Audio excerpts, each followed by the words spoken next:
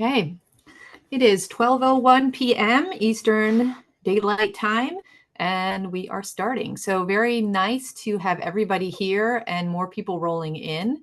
I'm sure we're going to have a lot of people coming in and out of the virtual symposium over the next couple of days, but overall we should have a really good turnout. So my name is Joanna Veronkovich, and I am one of the co-faculty directors of the Center for Cultural Affairs and also the co-director for the Arts Entrepreneurship and Innovation Lab.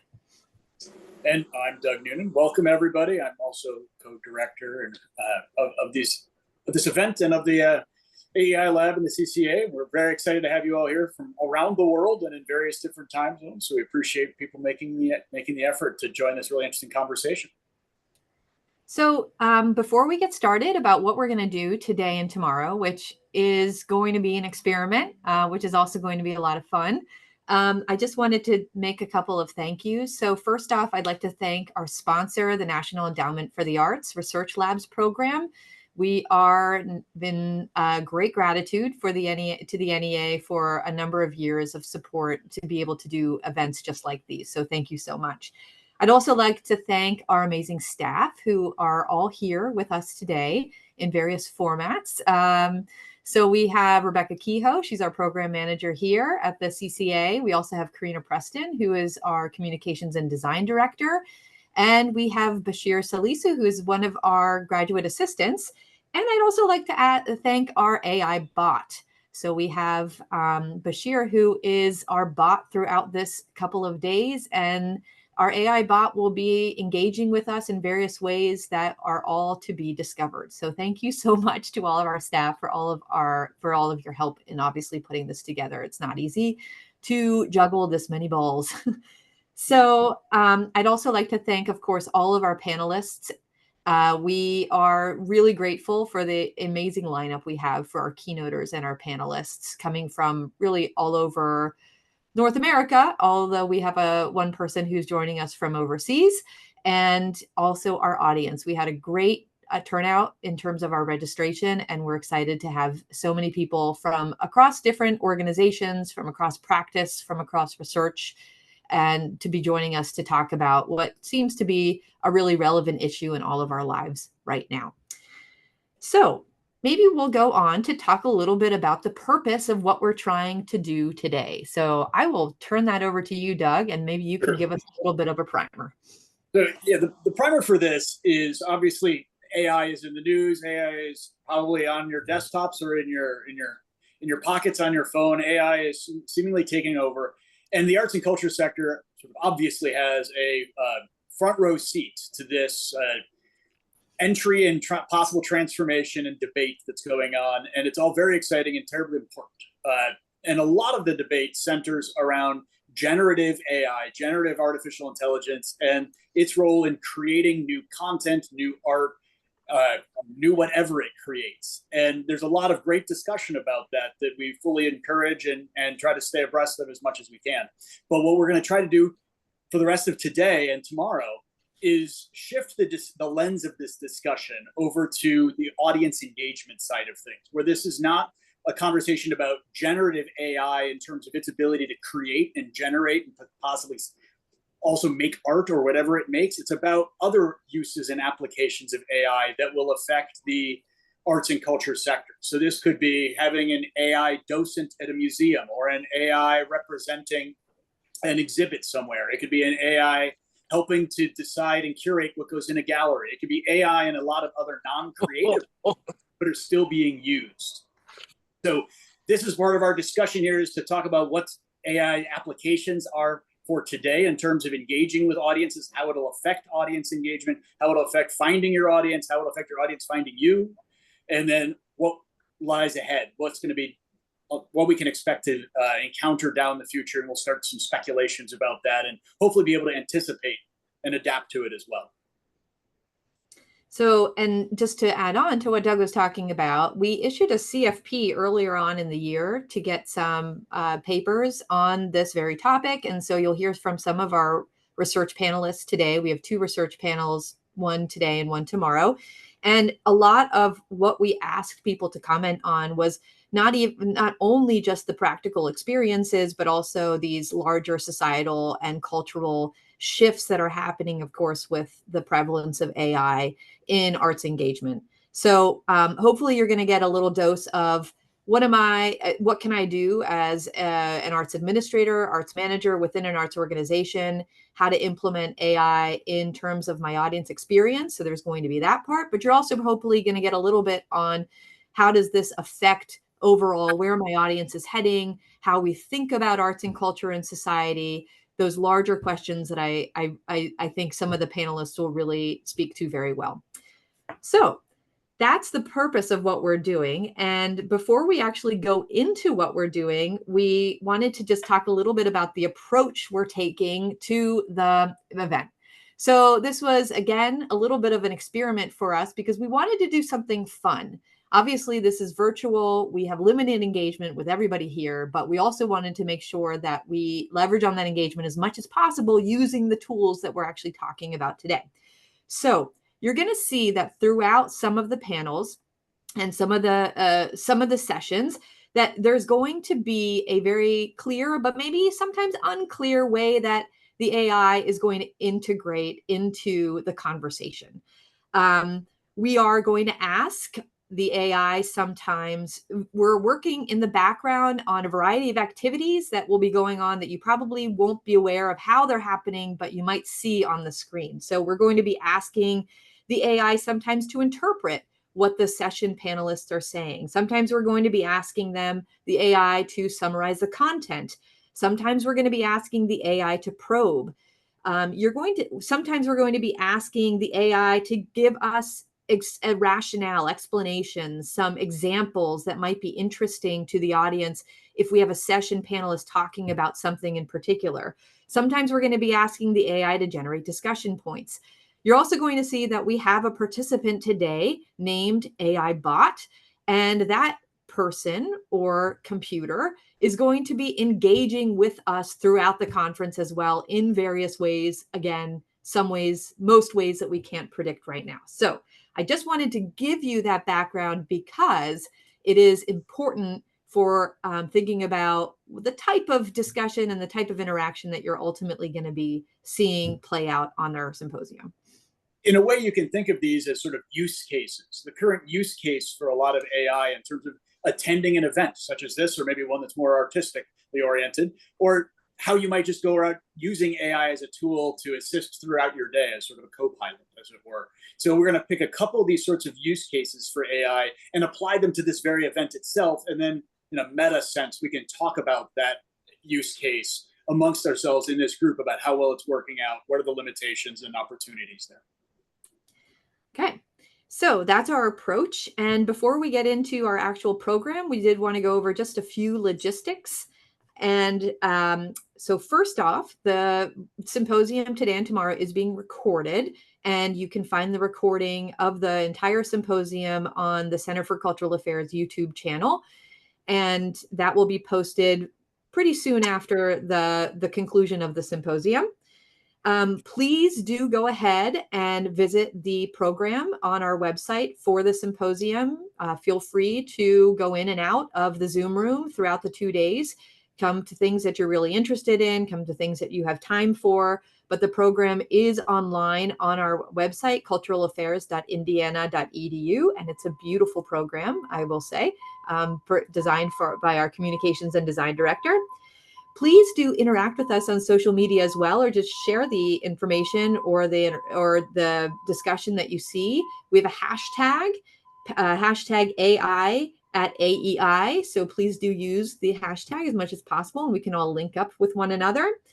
And then also, I really, really want to encourage everyone as much as possible to engage. So listen, it's obviously really easy to listen sometimes in our virtual space, thinking about, all the other things we can be multitasking and doing at the same time. But we're really hoping that we get a good, rich conversation. And we'll be doing something with this conversation later on, which is why we're so encouraging. We're going to be using AI a little bit to interpret some of the remarks that come in, both through the chat box and through our audio. So listen, ask questions, don't feel shy. use the chat box as much as possible. And then in the individual sessions themselves, we'll absolutely, if you want to unmute your audio to ask a question, totally fine with us as well. And then finally, if you're not familiar with Zoom, Zoom allows each participant to do their own individual closed captioning. So if you don't see closed captioning on your screen right now, but would like to have it, you can go to the bottom of your Zoom interface and start closed captioning if that helps you along and is helpful at all to you. So any other logistics that I didn't cover, Doug? Oh, I think that's well done. Okay, so we're at time. So we're moving into our first session, which is also Doug and I, and we're calling this our AI icebreaker. And you might remember an icebreaker to be something about getting up and telling us something about yourselves. Well, we're not going to do that, but we are going to be doing a little bit of AI practice in this icebreaker. So the first thing we're going to ask you is to respond to the poll that I just put up onto the screen. And we'll give you just a couple minutes to do that.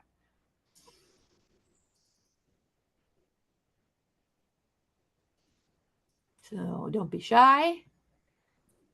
Hopefully we'll get as much participation as possible.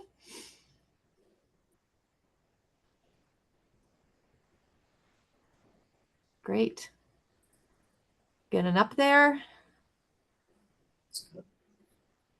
Less than a minute in, and most people responded. Thank you all. Awesome. And I'm just giving you a minute. So we have about 20 seconds left to issue your response, but we might get there earlier.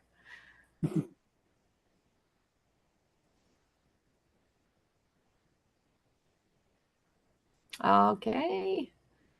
I got 2 more folks, which might just be not real people. So we have to take that into account. We might have bots here. Okay, so I'm going to end our poll, and hopefully you can now see the results. So, great. We are in the company of a pretty large majority of AI users, at least used once. So we have most of us have used AI in some manner or form in the past, 88%. However, we probably are still getting used to using AI. So most of us have used AI a few times, but also we're having some pretty frequent users, weekly and daily users. So looks like there are more people here who are using AI than I would probably suspect the majority of the population. But I think we're probably speaking to a lot of people who know what we're who have a lot to say about their experiences with AI. So this is really good for us because I think it's giving us context for what the symposium is going to discuss. What have you used AI for? Looks like to experiment, lots of experimentations, what we're doing today, to learn about topics, answering questions, absolutely. To improve productivity, I probably use it at least once or twice per day, do it just to do that. To create, and something else. If anybody wants to offer in the chat what those something else's are, we would love to see that. Please feel free. I don't know, Doug, what do you think about these answers we're seeing? Well, I'm not too surprised that we have a lot of AI users on here and that there's a self-selection here. People who are coming in AI Symposium are not going to be represented, but that's great. But it's interesting also that it's still less than 1 in 5 people are using it on a daily basis. Most people are using it only a few times or less. So I think that's an interesting piece, and then also to see the variety, both using it, still sort of feeling it out as experimentally, but also either for productivity or for learning are the 2 biggest use cases there. And I think that's pretty interesting and right on point for what we're talking about for the next 2 days. Yeah. And Kristen, thanks. Translation. It's such a useful tool for translation. And if we have any translators, literature translators on the call, that's one of obviously of a huge area that's seeing the effect of AI and what that's doing to that field. So great. Thanks. So we want you to use the AI as much as possible throughout this symposium. And I'm going to post right now a couple of tips for how you can go about using the AI in the, let's see here, in the symposium. Hopefully you can you can see my screen. Can you see my screen, Doug? Okay. So we put together, well, I'm not going to say we, because you can see we didn't do it, but we put together some tips for using an AI to enhance this symposium experience. So what can you do? So you're probably going to be hearing a lot about research and a lot information that's going to be useful to you, and you probably want more information on. So use the AI to get a little bit more background and resources on some of the things that you're hearing about today. Ask for information about the speakers, maybe their backgrounds and notable work. You can use it also to get real-time information. For example, you can use meeting assistants at this point. Zoom has a meeting assistant to get a summary of a session or a summary of the entire symposium, or maybe you wanted to define certain things that people are saying, the jargon, etc. Follow-up questions. So if you're thinking about a question, but you can't quite figure out the words, the AI can help you figure out how to ask that question. Maybe you want some text to read it off if you get a little nervous. Summarizing and reflecting on how you are engaging and what you've heard about today, and then applying it to your own work. You can give some really interesting prompts that way.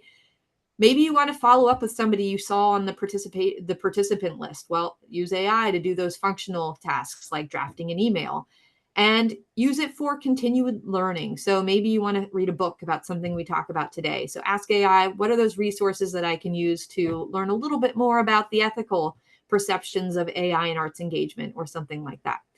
Some example interactions we provide here, but I'm sure you can think about a lot of different ways and examples that you can use the AI throughout the day, today, and tomorrow.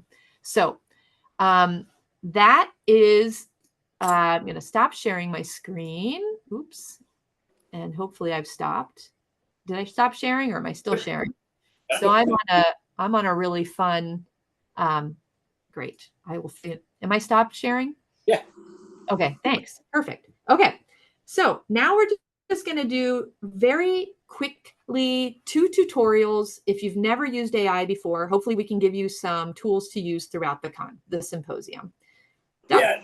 So we have, maybe less than a dozen people on the call right now who are AI newbies, some people who haven't used it a lot. So this can be pretty quick, but I want to make sure that everybody, at least if you're interested, you can have a sort of an AI companion for the next day and a half with this event. So I want to just give an example of how you might go about using this in a sort of applied real world shared screen kind of example. So here's an example of using ChatGPT 4 in their new sort of Omni thing. So this is just at chatgpt.com. You can head on over. There are obviously many of you know there's a great variety of LLMs, large language models, and chatbots that are out there. This is one of the more dominant ones. It's basically you go into one of these tools and you get to write a message to the AI. And it could be something as simple as, give me a recipe for garlic bread. I'm going to ask it, I'm going to go to Chicago this summer for 2 days, and I want to see some museums. Where should I go? And ask it, and then within a few seconds, it spits out some answers.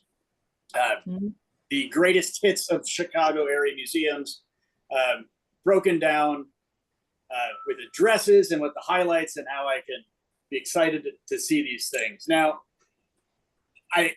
this is the basics. You just give it a prompt, but one of the more important parts of and more useful parts of AI is that you can modify these things and interact with it in more realistic ways than a very sort of stultified one-directional conversation. So I wrote up another one because it's lunchtime here. So I was going to modify this to say, I'm into food right now. I'm pretty hungry. So can you give me some museum recommendations based on me being hungry and it being lunchtime here? And now I'm going to ask it, and we'll see what it says. It says we'll go to the History Museum. They have Italian beef sandwiches there. The Note Art Nature Museum's got locally sourced food. So now it's given a food-related spin on this.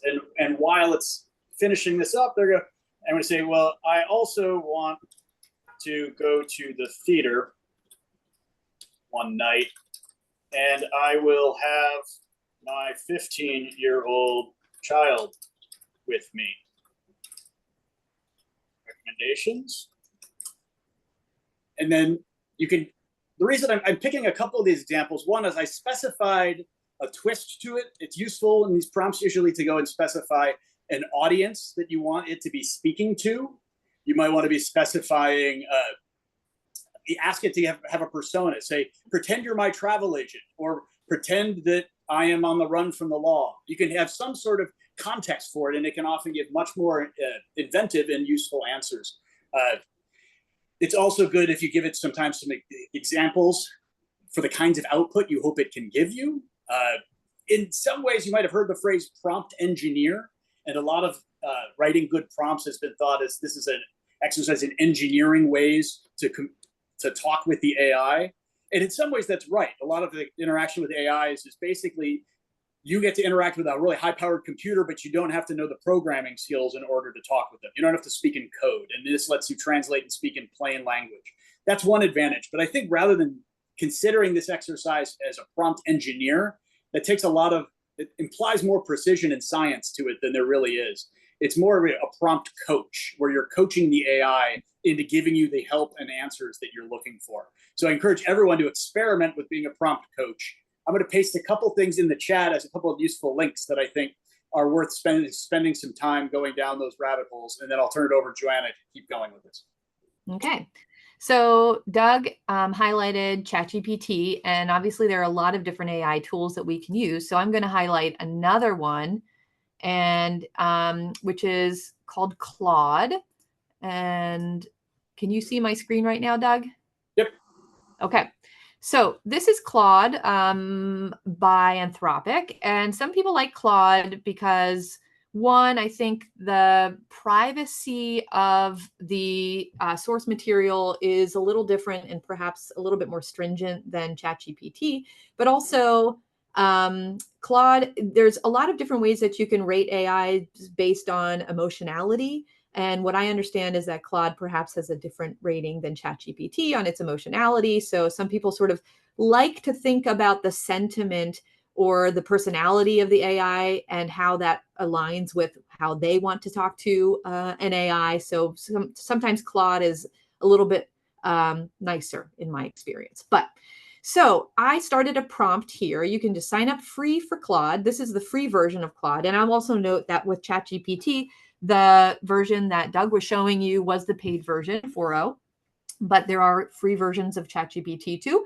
And I just put in some prompts about what the discussion today and tomorrow would be talking about. So you can see here that it's pretty generic. If I just ask it, can you tell me about how arts organizations use AI in presenting art to audiences? So obviously I can try to make this much more specific, but I'm not going to do that today. I'm going to rely on our panelists to start to fill in those gaps for us. But you can just do the same kind of thing, have a conversation with it. For example, how amazing will our keynote speaker, Brett Crawford, be today on discussing arts engagement in, I probably should have copied and pasted like Doug did, in an AI world. Okay. Oh, it doesn't have any specific information, but it sounds like it's going to be fascinating. And I totally agree with that. So that's what's coming up next. I also sometimes use it to see what kind of information about me and my colleagues exists on the internet. So provide a bio for Joanna Veronkovich. I did this a year ago and it really was not that accurate. However, looks like they don't really have much information now. All right. So sometimes you get really good stuff, sometimes you don't. And I guarantee you, actually, if you ask that question in ChatGPT, you would get a little bit of information, but it wouldn't be that specific and that accurate. At least it wasn't a year ago when I looked into it.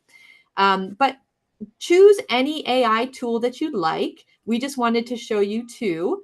And really just do as much as you can. Choose more than one.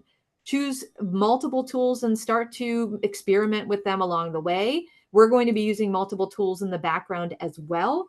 But really just experiment with us and put in your results in the chat box. show us what's happening. Tell us whether or not you've had different questions or comments come up in the AI that you thought were interesting, or if it's being really generic. So give us your interaction experience feedback, because we want to know, because we're taking as much information as possible from this 2-day event and hopefully summarizing it for a useful resource for the field. So with that, that really is what our tutorial and our exercise was about. I don't know, Doug, is there anything else we want to touch on? I would just say you're right. ChatGPT 4.0 does know you. It does not. It is not doxing you. It does not have a home address. We're all right there, but it's got up to date information. No, I think this is good. I would just reinforce the idea that it's important to go experimenting with these things. Being a AI coach, a prompt coach, takes practice and experimentation. It's always changing. Ethan Mollick, whose blog I put some links into, recommends that it takes about 10 hours before you can start getting enough comfort underneath you with one of these tools to actually have it be very useful. 10 hours might seem like a lot, and for me it sure is, but I think he's right. And to really uncover the possibilities there takes more than just a casual prompt every other week. All that said, I think I want to make sure we turn it over to people who can ask questions of us, the organizers, or of anyone else in the chat or raising your hand. We'll take a brief pause here to let people ask their questions, and we'll see if we can come up with some answers with actual humans responding.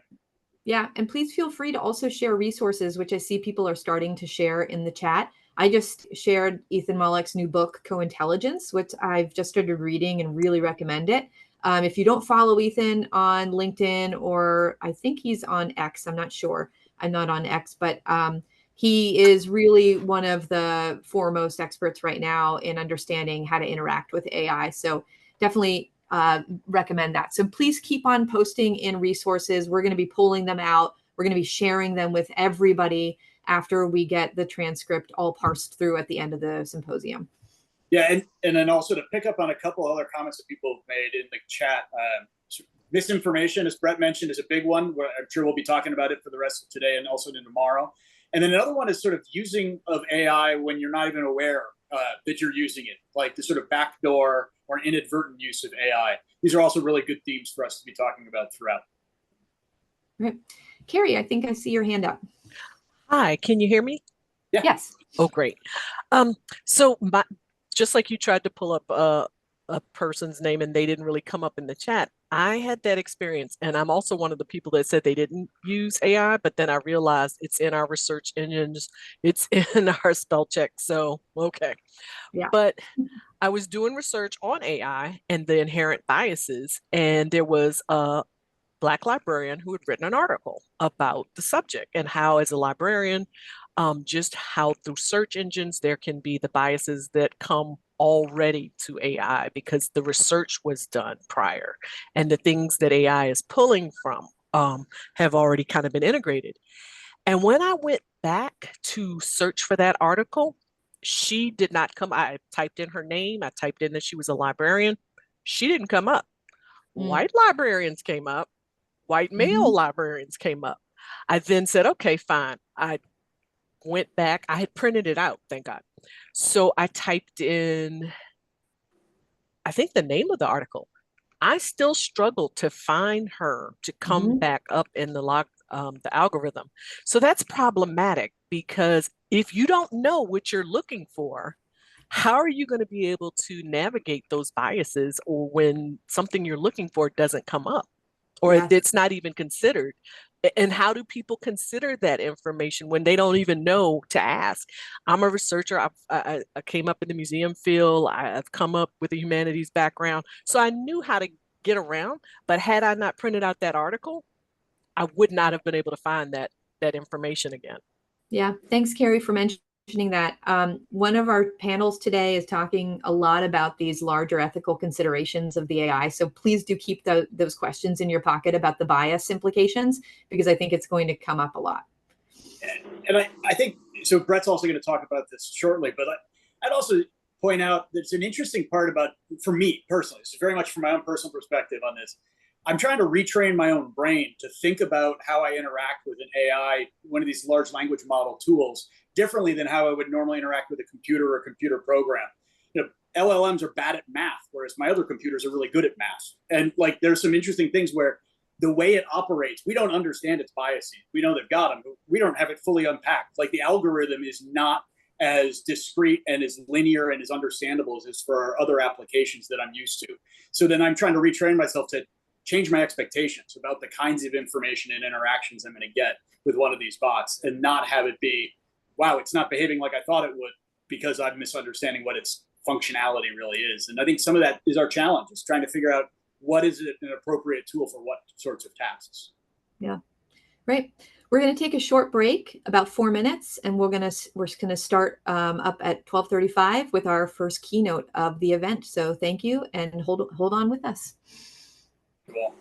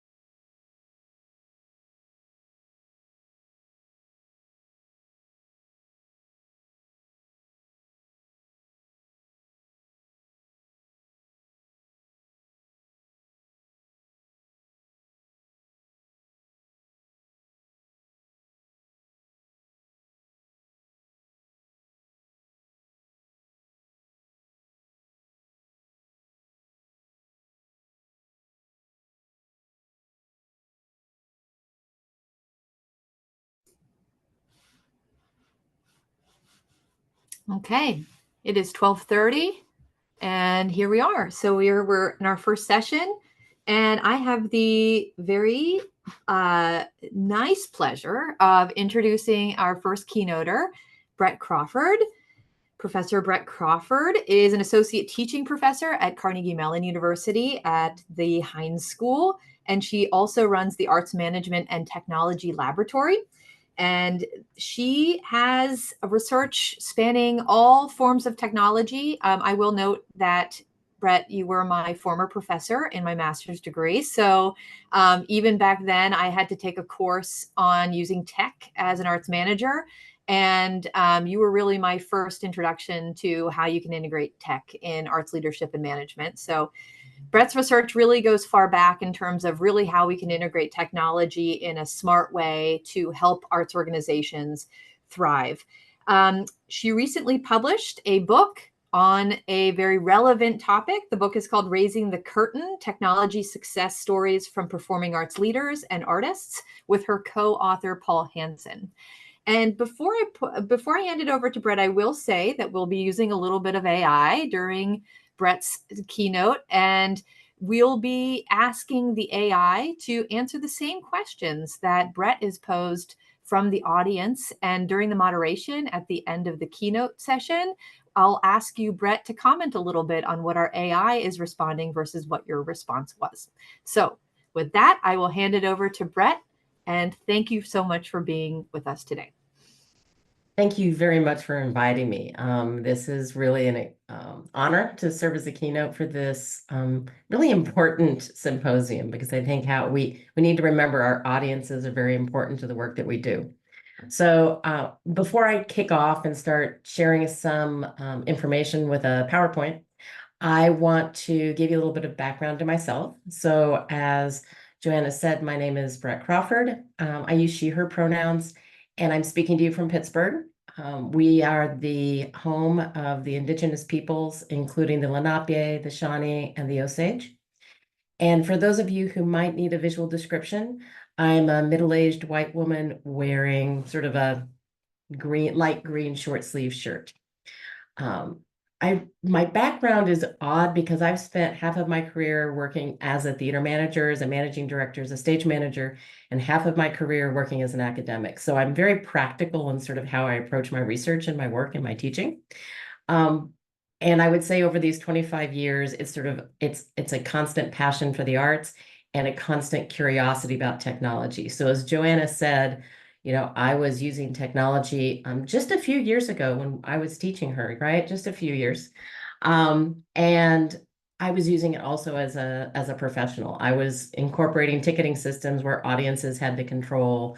Back in my graduate student days, I was actually managing the website for the Shakespeare Globe Center from the US side.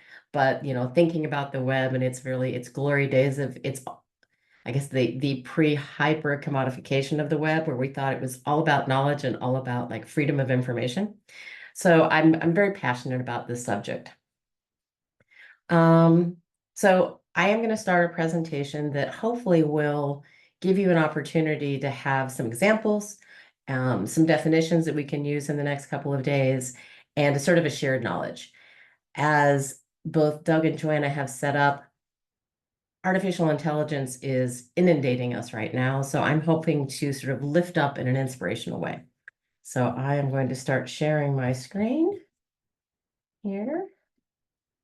See how, I do want to warn you, technology with Zoom can sometimes go wild with me. I have worked with Carnegie Mellon, but my reactions are automatic. So if I use my hands, it will sometimes automatically do the reactions, even though that's turned off. So just be aware of that.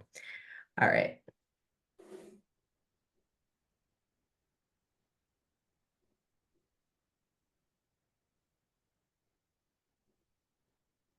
All right, so can you hear me? Yes.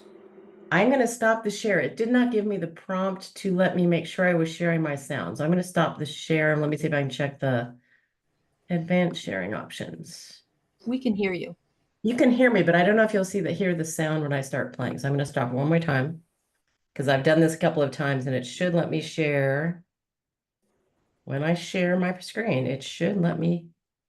There it is. I was looking for the right buttons. I found them. Got them. So there we go.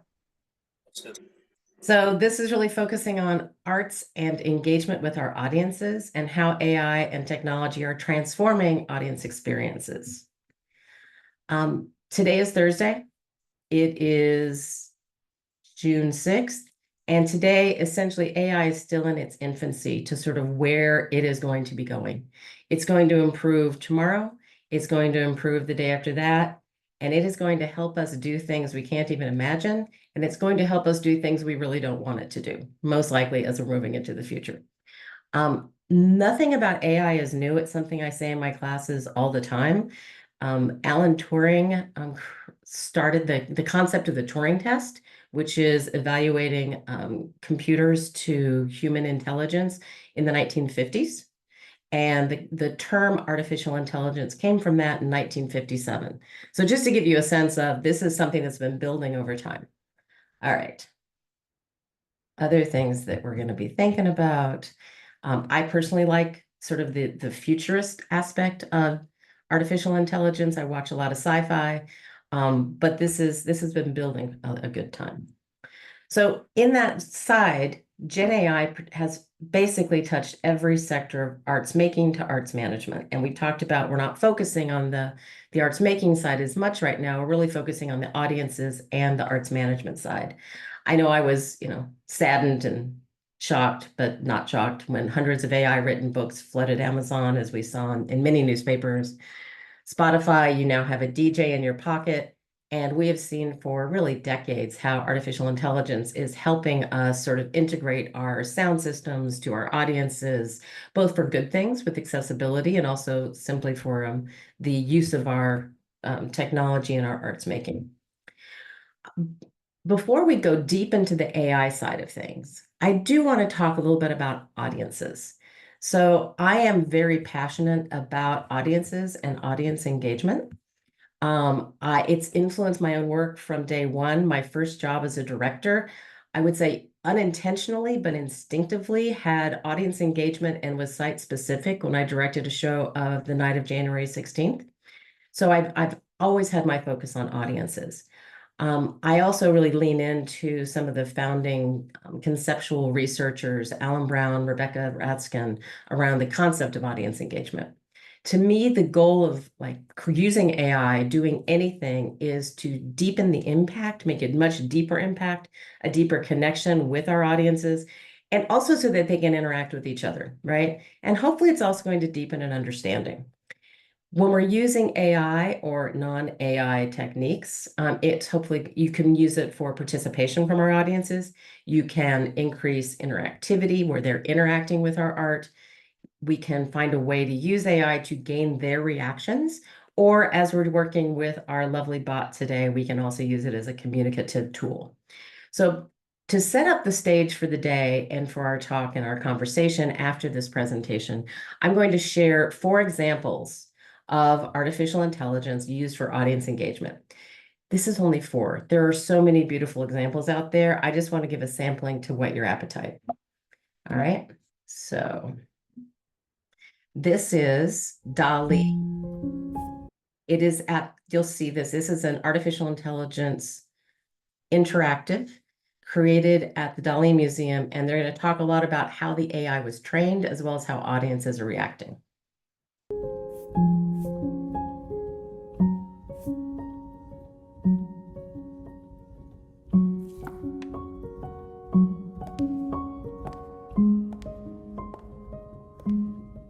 Greetings.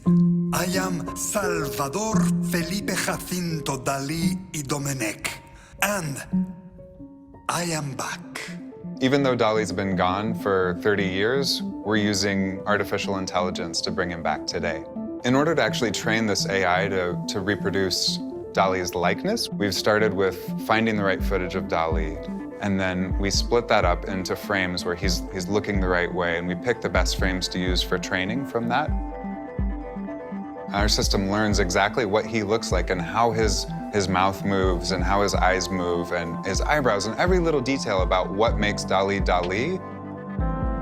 This is actually a recreated version of Dali. It's not a person playing Dali with makeup. It is actually Dali. We're very careful to use his words so that you learn a lot about what he thought and the way he thought.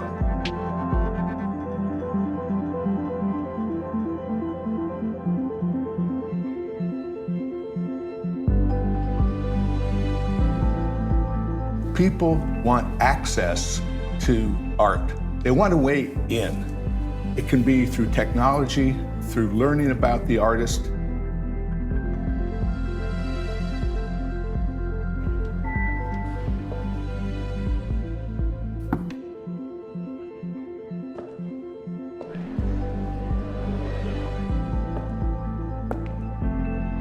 Greetings. Welcome. This technology allows people to imagine for a moment that there is such a thing as immortality, to see Dali alive again. The whole future of Dali is explained in the brother painting. I saw Dali, but like his actual form, full figure, speaking personally to me. He was welcomed into the museum to see his art, and like I still have goosebumps. It is good to be back. He talked about the museum and his paintings. There comes a moment in every person's life when they realize they adore Dali. In your life, this moment will also be known as Wednesday. Go tell it to your friends. Mr. Dali, very live. Before you leave, you will take a picture with me? Sure. Yeah. Alors. 1, 2, 3.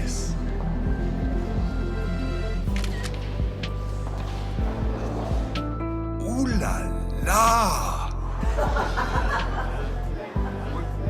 Would you like me to send you this dream photograph? Follow the instructions.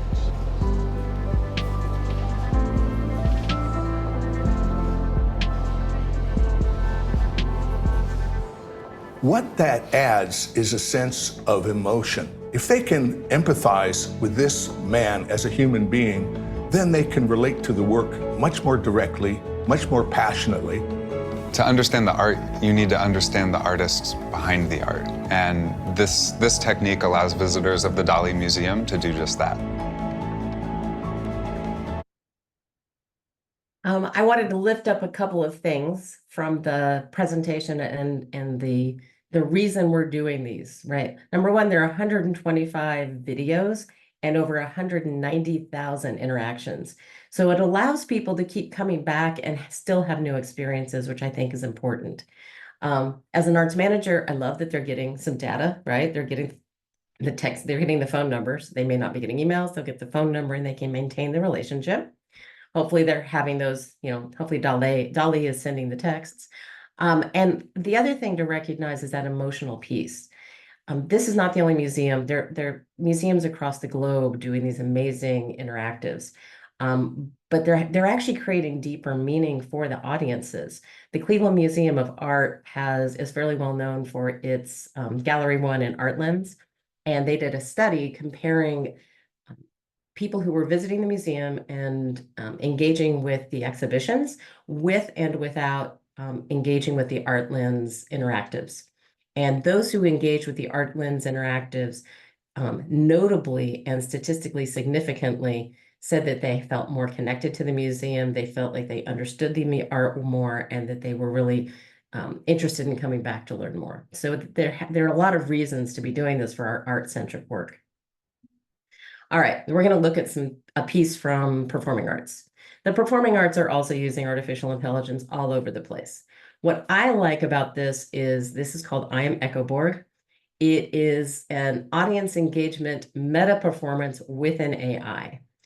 This is a 7-minute video. We're only going to watch 2, but it gives you a sense of how we can actually use AI as a character, so to speak, in our processes as we're moving forward with our arts and audience interactions.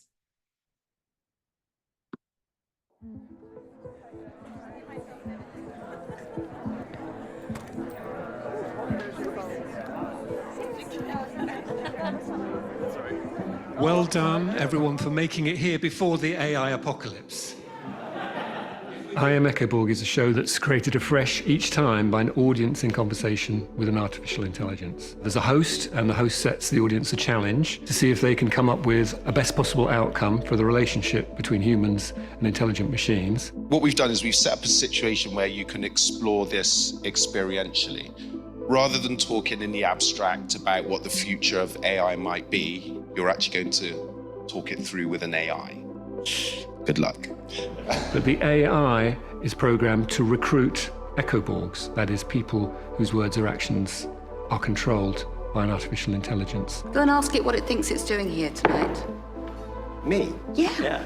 Oh, Are you here for the interview? I thought I was interviewing you. It is normal for the interviewer to ask the questions. It's a weird experience because it's an hour show and it's almost an out-of-body experience. I hear her and I've got like 2 seconds and I'm like, oh my God, I have to save this. But I do feel part of the machine. It's almost her actions reflect on me. I say her because she's a she. I find she's a she. But yeah, I do feel with it almost like we merge into one. Do you think the presence of this human echoborg delivering my words helped to humanize my technology? Yes. One of the things I'm particularly interested in is how intriguing the show is, and I think that's the factor which draws people in. Because when people go to the show, they're talking to an AI, but they're actually literally talking to a human being who's playing this role of an echoborg, somebody who is just the fleshy front face for an AI system in order to make it more user-friendly. I do see the positives that AI could have for humans in combating loneliness and helping the areas of society that are struggling. But the echo. Stop. So a couple of things to note is with Echoborg, the earlier productions, this was the 100th production, they actually had the Echoborg just as a floating voice. And so that is something that you want to recognize in terms of how the personification of AI can have an impact on an audience. They've moved this research forward. All right. So you can also use artificial intelligence to reclaim existing history and then use that in sort of a historical perspective. This is a process that was done through the USC Scholl Foundation, and they were collecting the testimony of Holocaust survivors in such a way that you can then interact with those survivors' stories in a mode to learn that. And you can tell it is hours, dozens of hours of them collecting testimony in sort of a 360 round. And then they created a rotating exhibition that is going around the globe right now. And so you can see that audiences are able to interact. What happened to your family during the Holocaust? My family were murdered in Majdanek. My father, my mother and sister were murdered on the same day when we arrived to the camp from Warsaw. Where did you live? I was born in Vienna in Austria. Did you have any siblings? Yes, I had an older brother. He was 3 years older than me, and we were very, very close. How old were you when you were liberated? I was liberated by the Russian army when I was 13 years old. All right, so that's given you a lot of ideas for fairly well-funded, intense audience interactives. Stop, and we're going to move forward. Come on. I wanted to give you my experience of using artificial intelligence. I did this in 2018, well before we hit the craze in 2022 when OpenAI released ChatGPT to the wild. So my experience was really thinking about public art and AI. I did this as a funded research project with Metro 21, which is a smart cities institute that's really thinking about how we can use varying technologies to improve the quality of life in cities. That's what the prompt was for this process.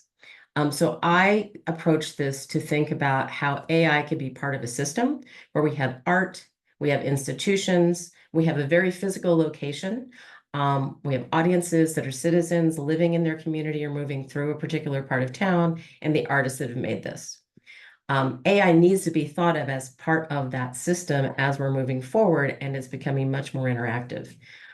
When we did this process, again, it was nearing 6 years ago, we were being inspired by IBM Watson, who was getting all the media attention at that time. We were listening to their interaction at the Pinacoteca Museum with the Voice of Art with Watson. There was also an amazing intervention that was created at the Future of Tomorrow exhibit that created this idea called Iris, and you interacted with Iris throughout your time, and then you got to see at the end, which you see the picture of the wall at the bottom, how you compared to all the other people, because it wasn't you asking Iris questions, it was Iris asking you questions about how you were envisioning the tomorrow of our future. So these were our inspirations. Our outcomes were very audience-centric. We wanted to move from having a solo individual's relationship to this thing that they pass every day to something they could have more of a social community relationship with. We did use IBM Watson. For those of you who have played with the outside of a chat bot or an AI, this is the inside of one. So this is IBM Watson. You can see on the right that it's sort of going through these paths. We created a very internally controlled system. We weren't accessing an open learning language model because that was not within our budget, but we did program everything around the artists. We did source things from audio as well as text, and we fed it through a chatbot. Our goal was for everything to be highly inclusive, shareable, engaging, and feasible. We wanted to cut out apps because we wanted to make sure this was accessible to anybody who did not have a smartphone, because in 2018, only 77% of the population had a smartphone. We wanted to make sure that they were shareable, which we did find because the prompts were coming both from on-site QR codes as well as geolocated ads through social media around the pieces of art. So you would be fed an ad that said, "Do you want to know about the art?" And people would have conversations with each other online about, "Oh, I love that statue," etc. We really were trying to help the citizenry feel like they had agency in their community around the art. The other piece that we felt was really important was we wanted to make sure that the art that we were testing was in a very demographically mixed area so that it wasn't leaning to those who had higher technology, knowledge, etc. So our choice was to identify 6 different pieces of art that were different mixed media in downtown Pittsburgh. Again, we had QR codes on each of them, and we also had the geolocated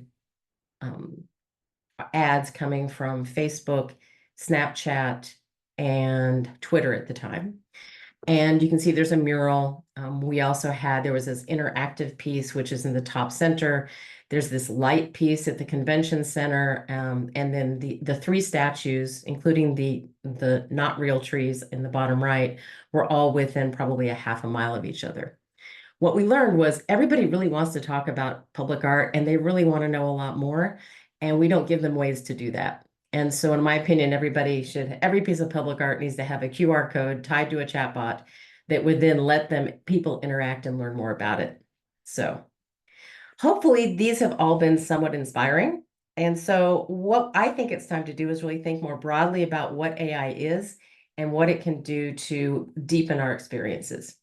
So we're going to compare what an AI says. So this may be something that I will say, you'll see in a minute, I had a very specific prompt. It was a very easy prompt. As Doug said earlier, I positioned the AI as an arts organization. I gave it a motivation. It was interested in engaging its audience more deeply. And I limited it. I said, give me 5 applications that you could do this with using artificial intelligence that you could use. So the results say, or as they would say on Family Feud, survey says, I use 3 chatbots. I use Gemini, I use Microsoft, and I used Anthropic. So you could go to ChatGPT right now and also check, Doug, if you wanted to throw in that same prompt. What I found interesting, and we'll go through each of these, is how certain ones were similar and one was completely different. So go both Google Gemini and Anthropic's Claude on the far left and far right immediately went to sort of a machine learning using your CRM to do personalized recommendations using audience data, right? That's basically what we're getting on every streaming station we have. We also, both of them came up with interactive experiences responding to audience input to some degree. One was also interactive installations created by artists, but they're interactive, so it's assuming some audience something. Both the virtual docents and the AI-powered chatbots are leaning in on that interactive with the chatbot. The last piece was sentiment analysis and feedback. Easy thing, you get audience surveys, you do sentiment analysis, you can offer immediate feedback from that. And then their difference was Claude went right into AR experiences, while Google's Gemini went to accessibility and really talked about how you can use artificial intelligence to get a really to support accessibility with audio, video, etc. Microsoft Copilot went off in a totally different way. Copilot also provided real citations. I tested them, and I was really excited because one of the citations was AMP Lab, the Arts Management and Technology Lab. So that was exciting. VR and social justice, it went right into you need to make art that has these elements to it. AR art walks, we actually covered that as part of our public art research. Algorithmic poetry, how you can use grow empathy through VR, and then they leaned in on that art generation side. So I thought that was interesting, sort of how they sort of went in two very different directions. All right, so let's think about what we really mean when we're seeing these answers. What's the technology behind it? So ultimately, and I'm leaning in on the Gen AI because Gen AI is often sort of building on top of some machine learning, say if you were using CRM personalized pieces, but I wanted to give a landscape for you. We all are when you're using ChatGPT right now, it's leaning more towards text. So if you look at that middle line, you're having OpenAI, ChatGPT, right? You can have an application layer on top of that, or sort of the code, like the language model layer. Coding is having a big industry shift because of artificial intelligence. We know about image generation. Adobe just got a little ting in the news about some of its work with Ansel Adams. Speech generation, very useful for accessibility. Video generation, 3D modeling, and a lot of other pieces. I think what I'm trying to build into here is you don't have to think about AI in one way. You can use an artificial intelligence tool to do a lot of augmented opportunities for our engagement with our audiences. I did want to take a pause to also for those who are the 1 out of 5 who were really perhaps newer to AI, to offer the perspective from Stanford University Center for Human-Centered Artificial Intelligence. They published 2 months ago, The State of AI. And as I said earlier, I'm going to go back. If you look above the line here, you see applications layer, and then you see the model layer before. This is the foundation models. So there are 108 that are different models that are being used in industry. 28 different models are being used in academia, right? So there's not a lot of foundation models out there relative to the world, right? In addition to that, if you look at the top 5 countries making these models, the United States is definitely leading the way, which is not a surprise. The other thing that's interesting is when you think, okay, these are the countries that are making these models, who are the companies making the models? And why OpenAI is getting a lot of attention, Google actually has been doing this for perhaps a little bit longer. And so they have more core models out there. And again, this is not all, it doesn't add, you can see the math, it's not adding up. These are just sort of the top ones, okay? The reason this is important, and the reason I think we're all here talking about this, is how AI is performing. And so to me, this is one of the more important data points that was in that study. You see the human baseline at the top, that's that dashed line, and you can think, oh, Turing test. Essentially what we're looking at is around 2022, everything started coming together and really achieving that human baseline, right? Notice this ends at 2023, and this is June 2024. the lines are going up. Just saying that. You can expand that. You can my friend Daniel Fauner, you can quickly do some math and start doing some analyses and zooming those off.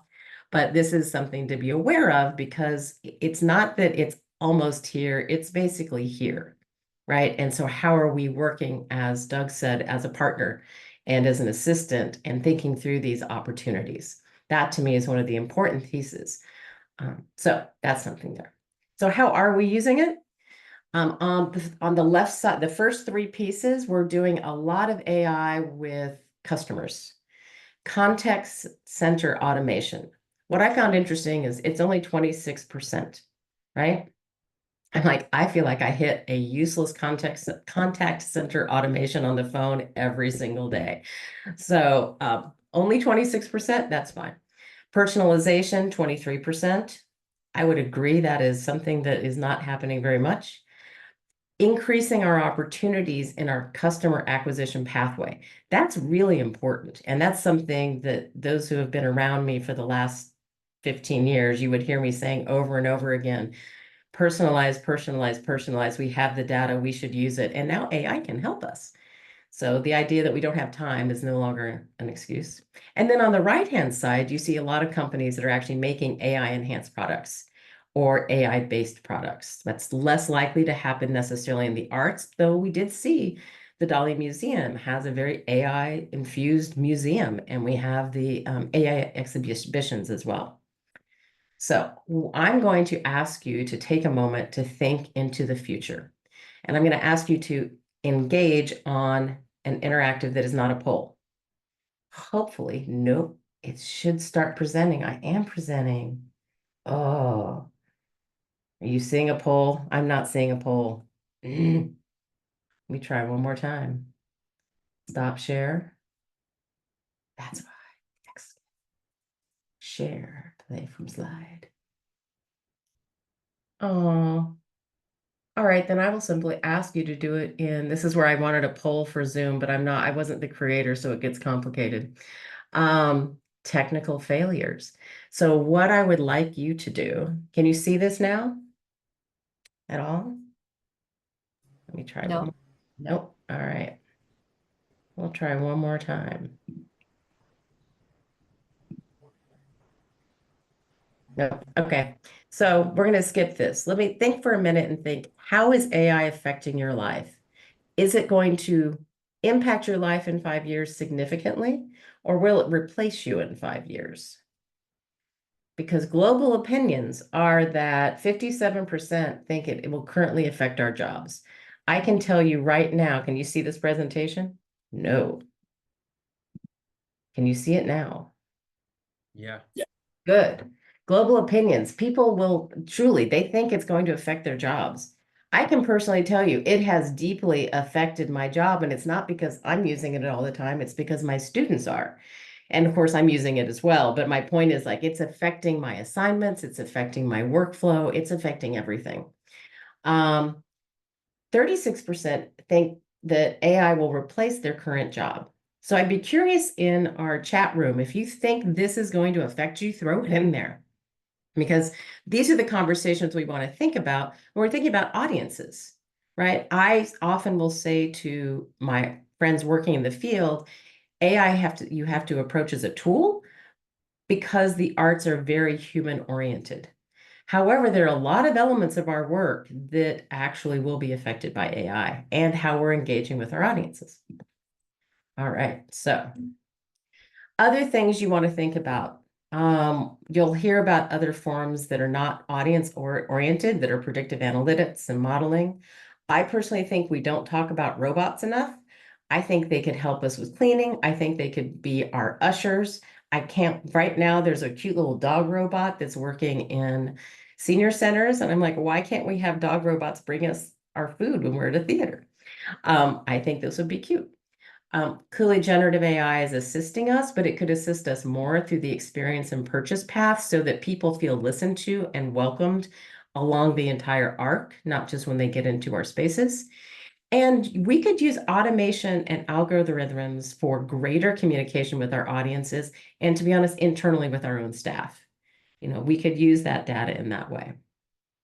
So, just something to think about.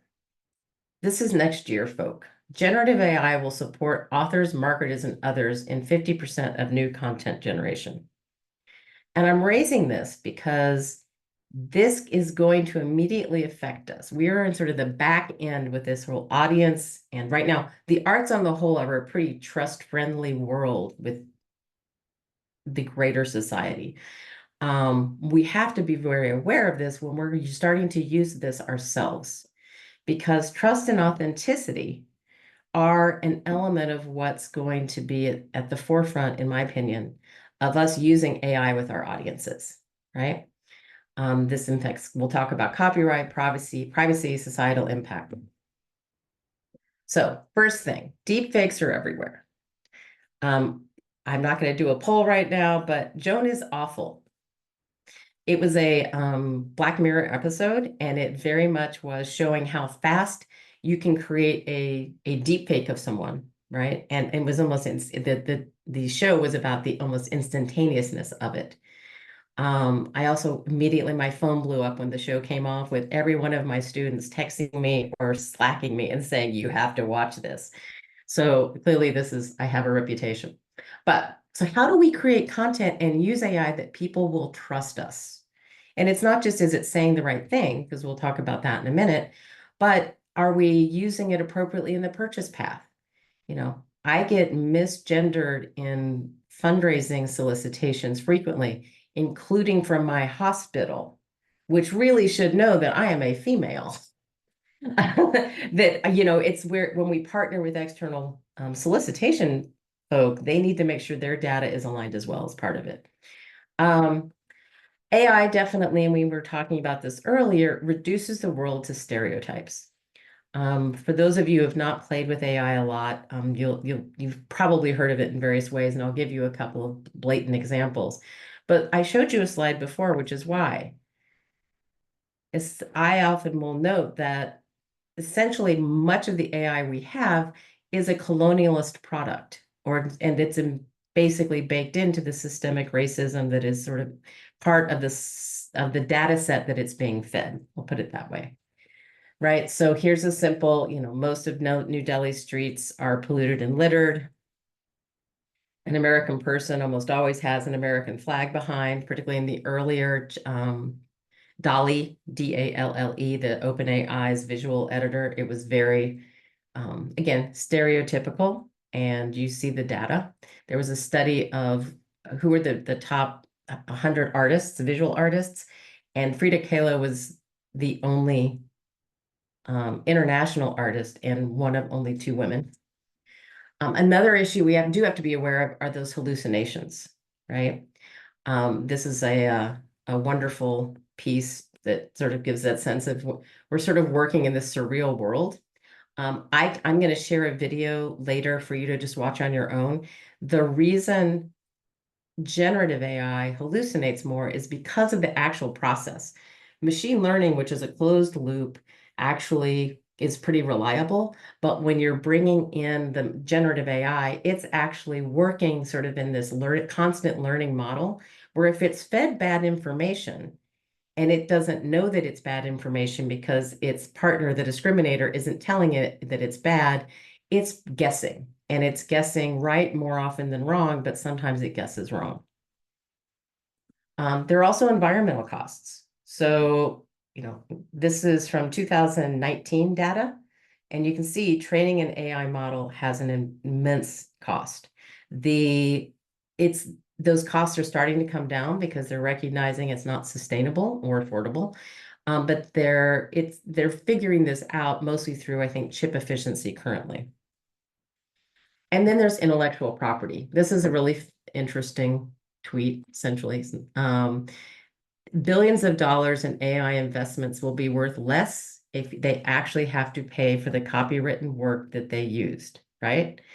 We know this. There are some seriously interesting lawsuits that are happening out there around the fact that much of our AI was trained by scraping the web and using copywritten materials. So that will be an interesting thing to watch, and you have to think through it. And then privacy and security are also a really important element to this. Just yesterday, a Google leak, might have been 2 days ago, was it revealed that there were thousands of privacy incidents because they're collecting data that they're not supposed to have, and then it's easily accessible. And 2 weeks ago, OpenAI had quite the, not a breach, it was just basically the many of its leading staff left because of security and where they saw the company taking artificial intelligence, and they were concerned that there were no guardrails. So I'm going to open this up to questions, but I want to offer positive next steps as we're thinking about how to use AI and work with our audiences throughout their paths and lives with us, both in our spaces with interactives, as well as with us online in different capacities. Number one, you need to create an AI policy.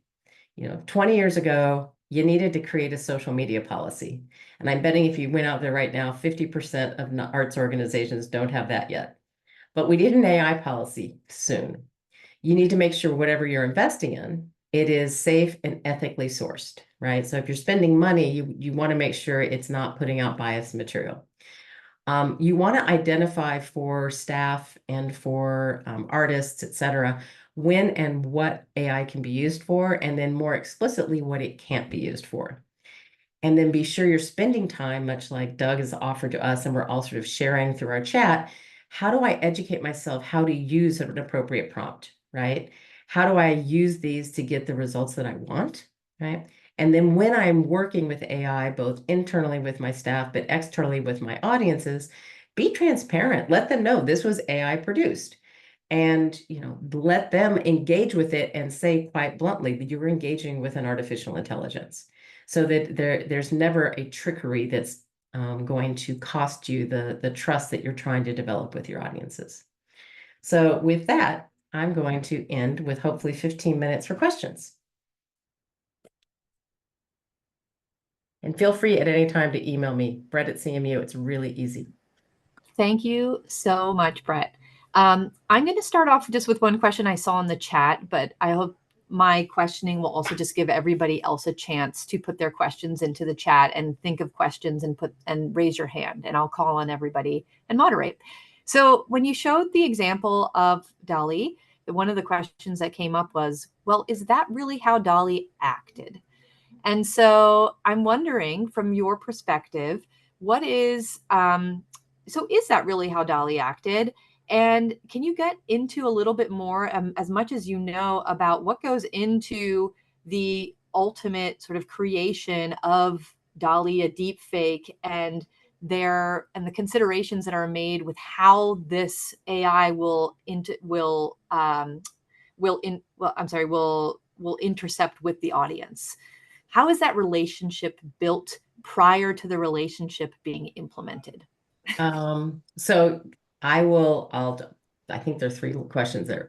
Is this really how DALL-E moved?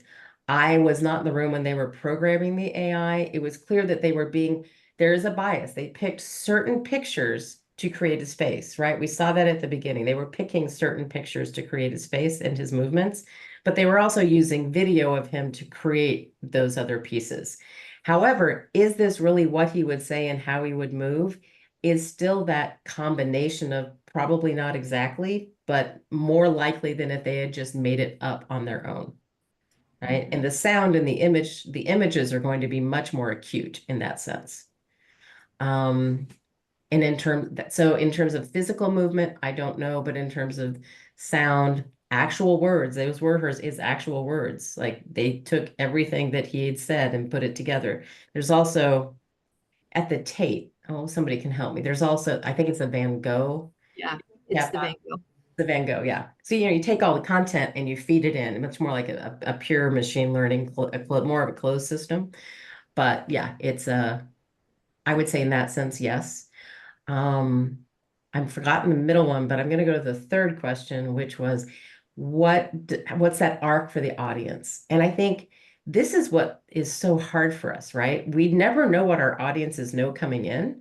So often we will assume nothing. And this, I think, what I like about it is it lets them engage at the level they want to engage in. So they may have a higher order question of those questions, and they could engage at that level. But if you think about the arc of engagement, they know what we're telling them. And we, if somebody comes in with a PhD in Dali in art history, they're going to know a lot more than someone who's in 12 years old and is just learning about art.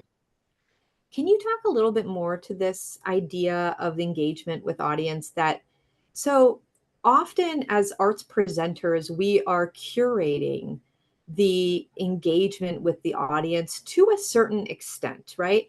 There is always the unpredictable, but as we've had we've had lots of conversations, for example, about how useful um, you know, plaques are in museums that explain the interpretation of the painting. So I feel like there's always this balance of the art presenter's control over the ultimate presentation of a piece of art and how the audience will engage, and then this unknown piece. I'm wondering from your perspective, how does the AI change that balance that we have previously really only kind of thought about from the human perspective? So I think with a thoughtful AI application, the balance puts it more in the customer's hands, so to speak, the audience's hands, so that it's not just the plaque you get to read, but let's say you have a chat bot. And right now I was playing with Bot Press a couple of weeks ago, and you can take it, the bots will have a certain knowledge, and you can give it the knowledge that the curator would give it. But you can also give it open knowledge. You could give it a Wikipedia page, right? And so that somebody could engage on a chatbot for each piece of art and decide what they want to know and what they want to ask. So I think there's that opportunity. There's also the opportunity of saying, we're going to take what the curator put together, but we're going to create an audio path for those who need an audio path. We're going to create different ways of learning for people instead of just giving them the printed plaque. Okay. So I do want to, I said we were doing a little bit of an AI experiment in the background here. And I asked the question of how was that how Dali would have acted? And I just want to read you a little bit about what Claude wrote. And the AI was trained on extensive footage and data about Dali to reproduce his likeness, mannerisms, and way of speaking as authentically as possible. The creators were careful to use Dali's own words so that the AI would communicate his thoughts and personality. And while no AI recreation can perfectly capture the essence of a real person, especially an eccentric and complex artist like Dali, it appears they made a strong effort to have AI embody Dali's spirit and character as he interacted with the visitors. I don't know, what is your comment on that, on the AI's response to your question? I want to hear about the person who wrote the question. Oh, that's true. I think it's sort of similar. I think we answered in a fairly similar way, and I'm wondering if I'm a bot. Elizabeth, I don't know if you're willing to unmute yourself, but if you're here, what was your, if not, that's fine. But if you're here, what's your feedback on hearing the AI's responses versus Brett's response? All right, Elizabeth might not be here, but but I thought we would show that a little bit in terms of, what is the AI saying? I think it was pretty good. We also asked the question about the arc of audience engagement and learning. And the response was the exhibit allows visitors to have what feels like a direct personal interaction with Dali himself. This creates an immediate emotional connection and sense of intimacy. Throughout the conversation, the AI shares Dali's own words and ideas, allowing the audience to hear directly from the artist about his life, philosophy, and work in a very accessible, relatable way. So what do you think about that one, Brett? I think that's spot on. I mean, that's what they're learning at, say, the Cleveland Museum of Art, whether you're using VR or these interactives, is that it becomes personal, right? And that's where the authenticity and the trust is so important, because if somebody has this really intense, we'll blame the Tate. We'll do something with the Tate right now. I'm having a chat with Van Gogh and having fun in this exhibit, and then I learned that it was lying and those weren't even Van Gogh's words. I don't blame the bot. I blame the museum. Right. And so I think that they have done the right thing with Dali and that you do get this sense of trust. I would be curious as an arts manager how you build the trust with the art, but also what that means as an organization. Right. Do these people come back? Are they coming back for the spectacle, or are they coming back because they had something that was so impactful they wanted to share it with their friends? That's a good, yeah. I also wanted to, please, everybody, please put your chats in and your questions in. I don't want to keep on talking. But I also wanted to ask you, what is your sense of, you just wrote this book on arts organizations integrating technology. And I know this has been your life's work, or at least the life that I've known you through, right? And I'm wondering, what is this sense of, what's the rate of take up right now with organizations in the field using AI in the presentation of art? So I would say we were looking at organizations that were leading, and I would the machine learning side, the predictive analytics, I think more organizations are using it.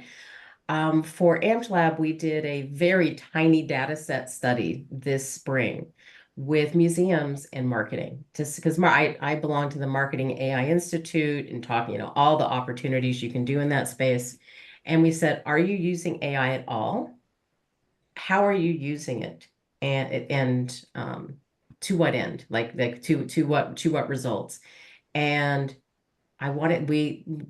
the museums were, I think we sent out to 30. We got responses from 10-ish. Don't have the numbers memorized. Most are not using it at all. Most are really fearful of it, but the majority are fearful of it, except for the smaller organizations. So the big ones are not. The smaller ones are a little more, yeah, we're playing with it. And what I would say was interesting, and I haven't dug into the data, and I would like to play with it a little bit more, like actually just do a more qualitative study. I know for a fact there's a museum in town where I do not believe that the executive director is using artificial intelligence, but I know that my alum, the second they sat down in the chair, was using artificial intelligence in some of their ideation for their appeal letters in the development office, right? Because it's there, it's a tool. I want to make sure I'm doing the best work. So I'm going to use some artificial intelligence. I'm going to use what I know and start blending those together. So I'm always like, are we asking the right people if they're using it when we talk to the arts? And in what department? In terms of the creation side and the audience engagement side, I'm seeing a lot more. I think a lot of it's funded by the Knight Foundation. Like Detroit is getting some good audience investments this year. So hopefully in a couple years, we'll see more. And I would say in the book, what we were hearing was artificial intelligence was being used more in production, machine learning, and by consultants on the purchase path. Okay. That was my guess. Now, the AI, when we asked that question to the AI, it said it's, the rate of our organizations adopting AI technologies is accelerating rapidly.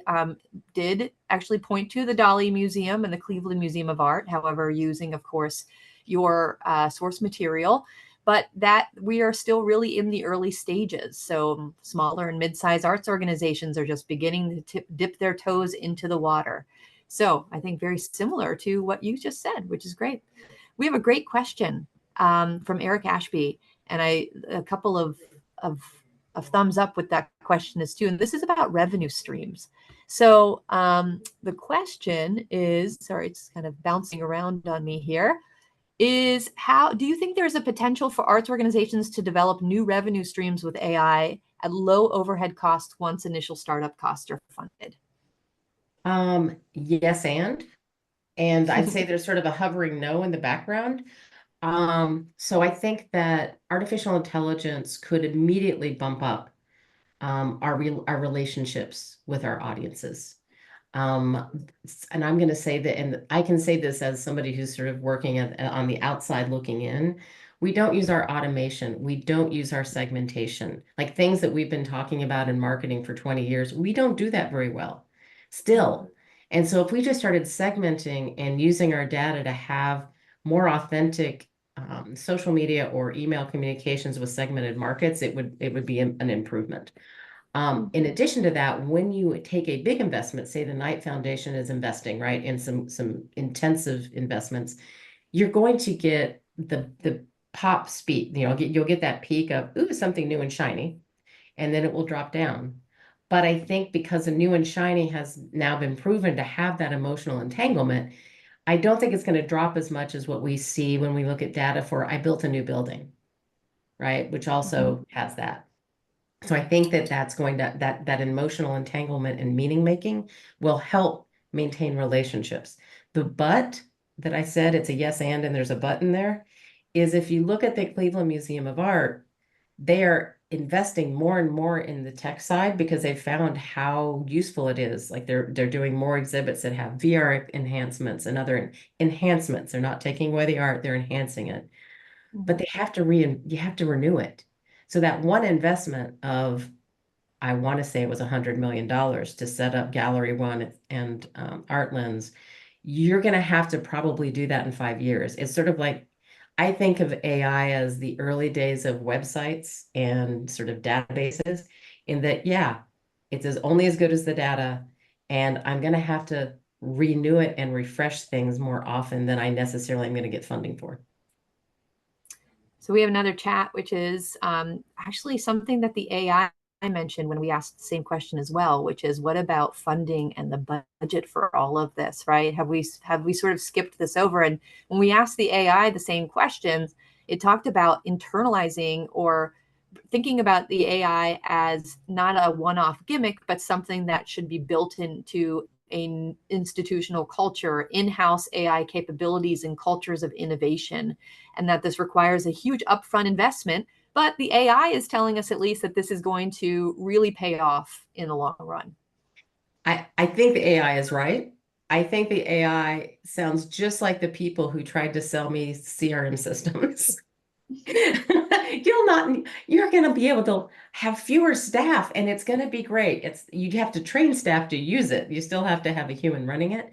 I do think that the investment in AI is critical right now. I would recommend to any organization that I would be working with professionally as a consultant or as an individual, is to at least invest in an enterprise level, even if it's, find the nonprofit price point, to start using your data in a way that the AI will be able to see things you can't see, right? That's on the inside.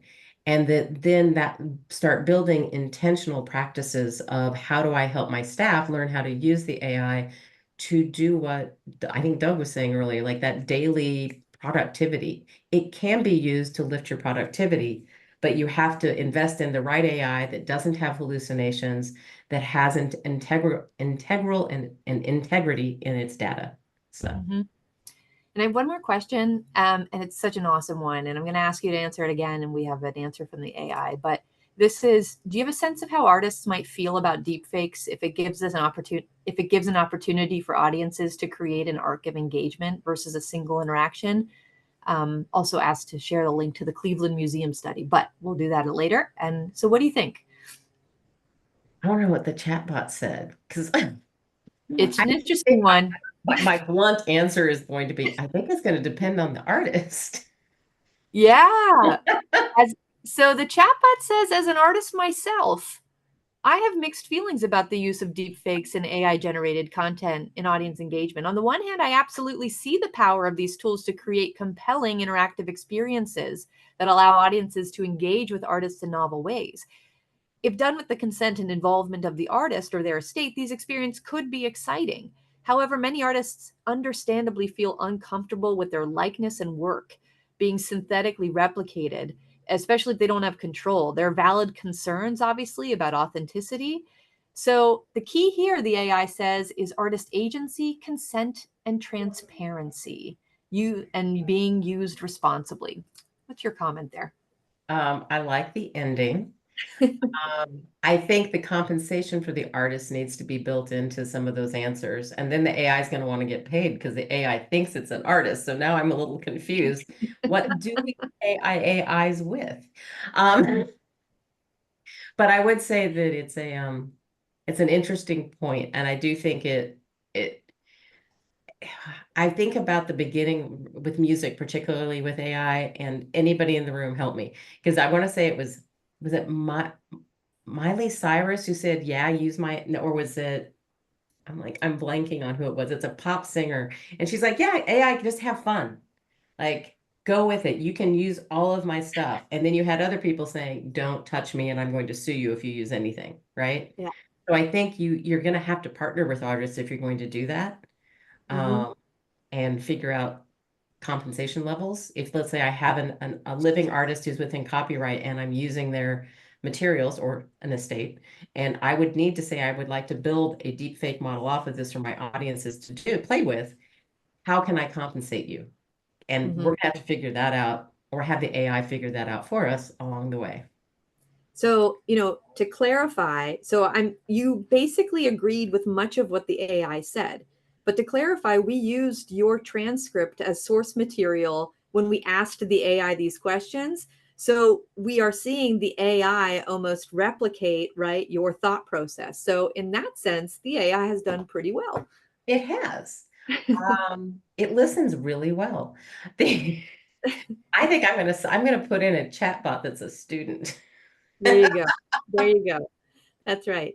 Well, thank you, Brett. This was awesome. And anything else you want to say before we break before our next session?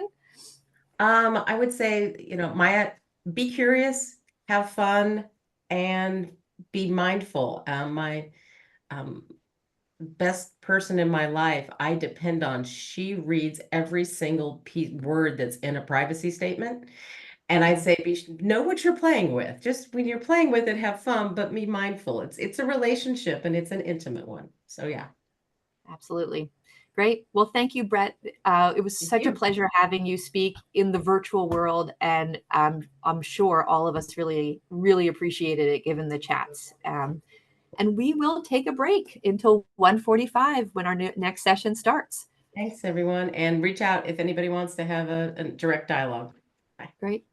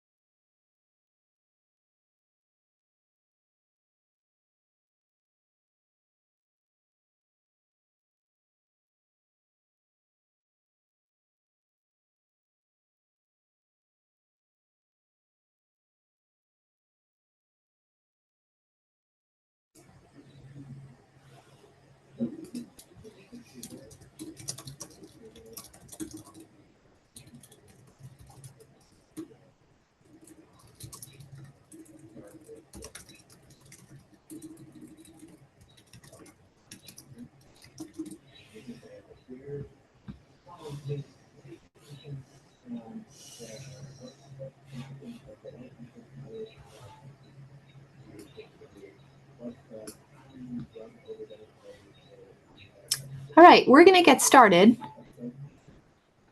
Wonderful. All right. If our staff can just take the spotlight off of Brett so we can spotlight our next session panelists, that'd be great. Okay. I think we're having an issue with the spotlight. One moment. Okay, can you spotlight me? We're having an issue. It won't remove for some reason. Okay, well, let's move on. Hopefully we can get this figured out as we keep on going. So we have our next session, which is we're calling AI Imaginaries. And these are some of the research papers that were submitted to us when we put the call for papers out early on this year. We have 4 panelists today, and each panelist is going to take about 10 minutes and to present their research. And we're calling this the AI Imaginaries because these are our thought pieces. These are the people who are thinking about how AI will be impacting arts engagement, not necessarily through research using observational methods, but more thinking, surmising about how AI will be affecting it. We have Daniel Fauner, who will start from Southern Methodist University. Then we'll move to Kristen Lopez from the University of Bonn, and then Carlos Ponzio from the Instituto Tecnológico y de Estudios Superiores de Monterrey in Mexico, and then Nandini Giri from Purdue University, just right up the road. So I'm going to ask Daniel just to and I'm going to also say that we are going to have an AI activity going on in the background. So we're going to call this AI activity Interrogating Learning. And you'll see how we integrate this once we start the Q&A period at the end of the session. All right, so I'll ask Daniel to take over and start with his presentation when you're ready. Great. Can you see the slideshow? Yes, we can. Thank you. Perfect. All right. Hi, everyone. My name is Daniel Fauner. I use he, him pronouns, and I am a white man with short, dark hair and a blue polo shirt. I'm the Associate Director for Research at SMU Data Arts and an adjunct professor in the Department of Corporate Communications and Public Affairs at Southern Methodist University. Today, I will be discussing my paper on AI-generated art and the challenge to consumer curators to discern creativity from spam. Recent development of user-friendly generative artificial intelligence tools provides a new technology medium whereby any person with a smartphone or computer can generate high-quality and perhaps creative works of art based on simple prompts. However, the copious generation of this art risks turning the works into a new form of spam. The influx of spamified art presents new hurdles for arts consumers. Where AI-powered spam blockers have helped clean up our inboxes, how are arts consumers to clean up the massive amount of AI-generated spam art created and shared every day? This new age of art creation requires consumers to understand the historical development of generative AI, become more discerning curators of new artistic works, and individually explore what it means to deem something creative or art. And I like this image. This is from 1980, Andy Warhol's Spam, just lots of spam all in the same place, harkening back to the Monty Python sketch about spam. Early AI pioneers, Newell, Simon, and Shaw explored the process of creative thinking in the 1950s, developing many ideas of how computational systems could model creative processes. Proposed just 2 years after the founding of AI in 1956, Newell, Simon, and Shaw proposed that creativity differed little from the more general practice of problem solving. They proposed 4 criteria for defining creative thinking. And of those 4, we'll focus on the first one mostly today. And so this first item that they used for defining creativity was to say, quote, the product of the thinking or the creation has novelty and value, either for the thinker or for their culture. So we asked, this framework for defining creativity points to the potential novelty of modern AI-generated outputs, especially given the personal novelty and user-friendliness of new tools. However, as the market and social media feeds are overtaken by these creations, the novelty decreases at both the thinker and cultural level. Almost 50 years later, cultural computational creativity researcher Bowden reinforced the importance of this novelty in defining computational creativity at two similar levels. At the individual level, art perceived as creative or novel to the person, she defined as psychological creativity or P creativity. At the macro level, historic creativity or H creativity is exhibited by works that are new to humanity. Even as technology and computing power continue to improve over time, the underlying theoretical constructs of creativity, whether human or machine, have changed little. This portion where I'm talking about 90s and 2000s aligns with a slide from Brett's presentation where she was looking at the benchmarks over time. So you'll see where these sort of align with some of the things she was noting. As we move into the 2010s, 2014 specifically, generative adversarial networks, or GANs, provided a new means of creative generation whereby a computational system could generate and evaluate outputs to determine if the creation was sufficiently similar to the training data to be considered a potential member of that set. And if you look on Brett's diagram, there was a little spike. Things started to go up right around 2014 when this paper came out.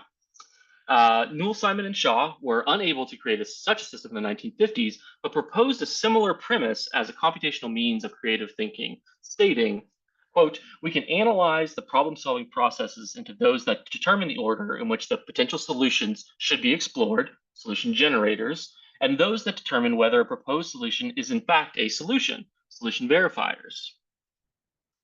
The development of creative adversarial networks, or CANs, in 2017 aimed to further enhance the GAN structure and provide a method to deviate from the rule-based method of generation used in earlier experiments. To deviate from artistic styles identified in works of art, CANs inject noise into the generation process.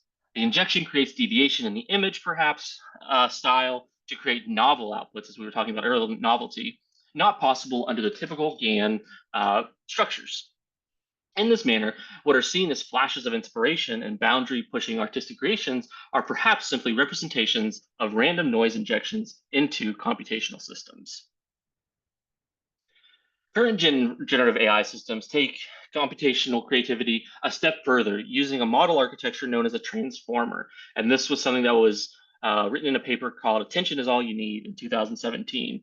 It was a little slow of an uptick for that paper, but then you can see from Brett's timeline in her presentation that's when you start to see things take off for generative AI. And the transformer is a process of vector representation. So thinking of a lot of numbers to represent some entity of some sort, of inputs in parallel to explore the importance or relevance of various input components and generate an output. Breaking from sort of the sequential nature of the GANs, transformers also seem to have been roughly theorized by Newell, Simon, and Shaw, stating, "Solution generation and verification need not operate in an inflexible sequence."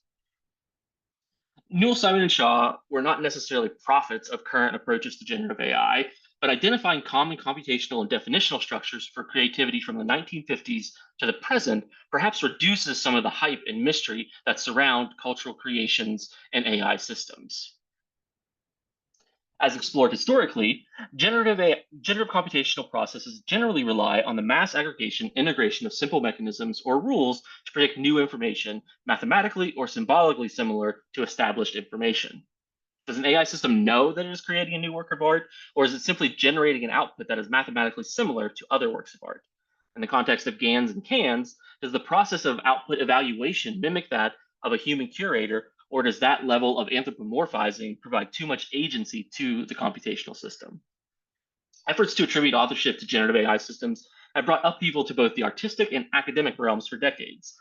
In the 1950s, again, Newell, Simon, and Shaw submitted a paper to an academic journal showing the discovery of a novel mathematical proof as solved in collaboration with their AI system, which they identified as a co-author on the paper. The journal rejected the paper.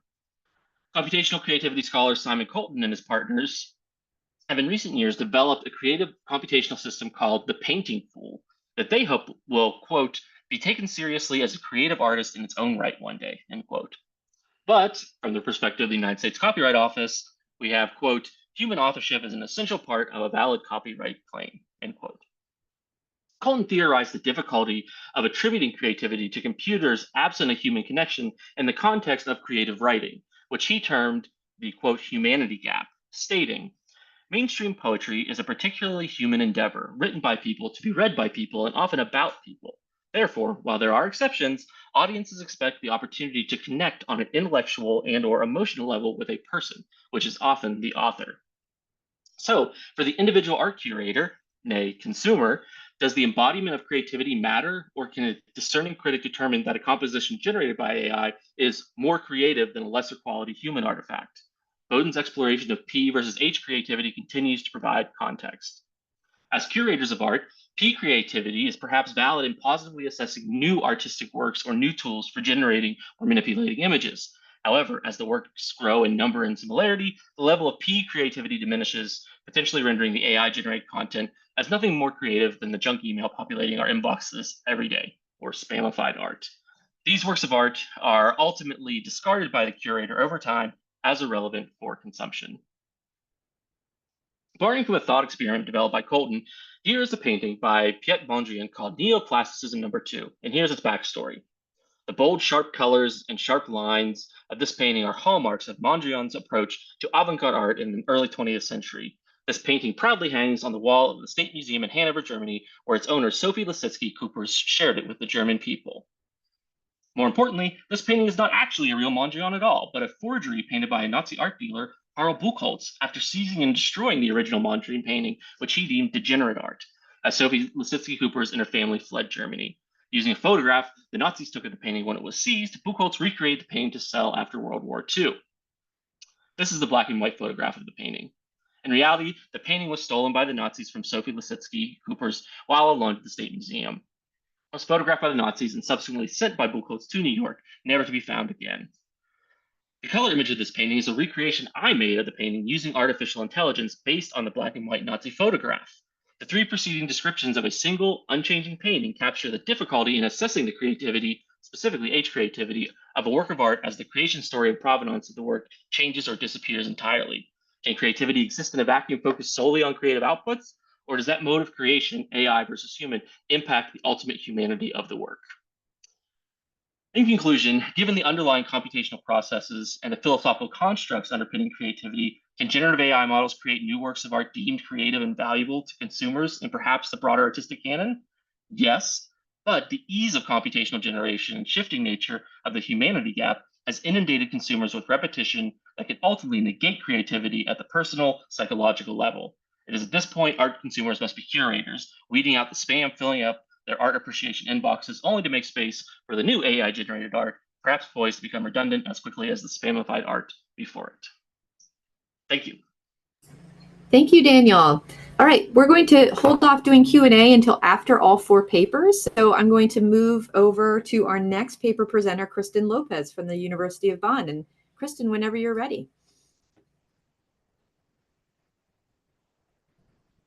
Thank you.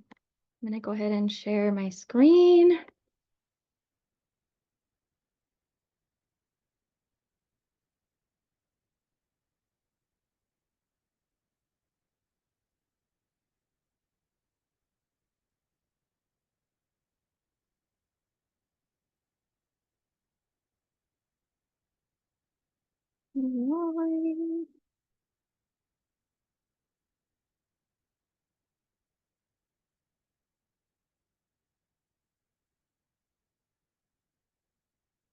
It's just taking a moment to load this PDF here.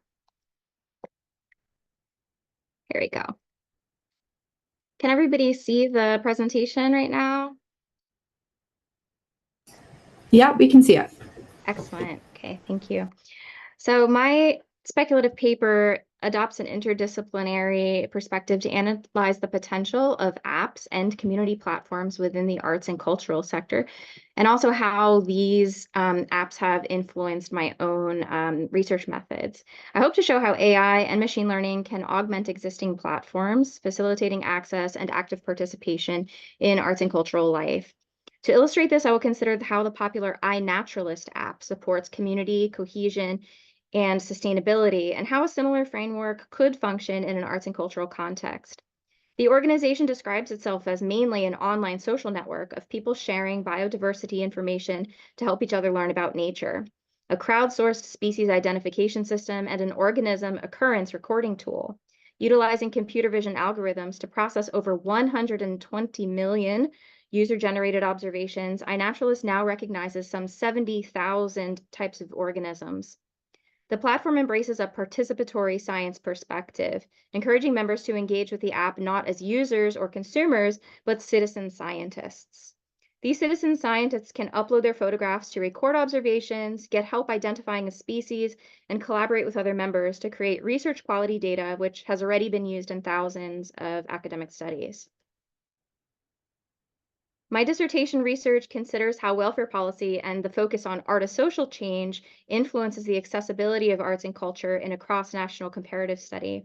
In short, I want to know whether the fact that a country like Germany, where I currently live and study, has 83 publicly funded opera houses, a stipendium for all 18-year-old residents to spend on cultural goods and experiences, and a publicly funded app that streamlines cultural events across cities makes any difference in participation and in cohesion and all of the democratic ideals that we have for what arts as social change can affect.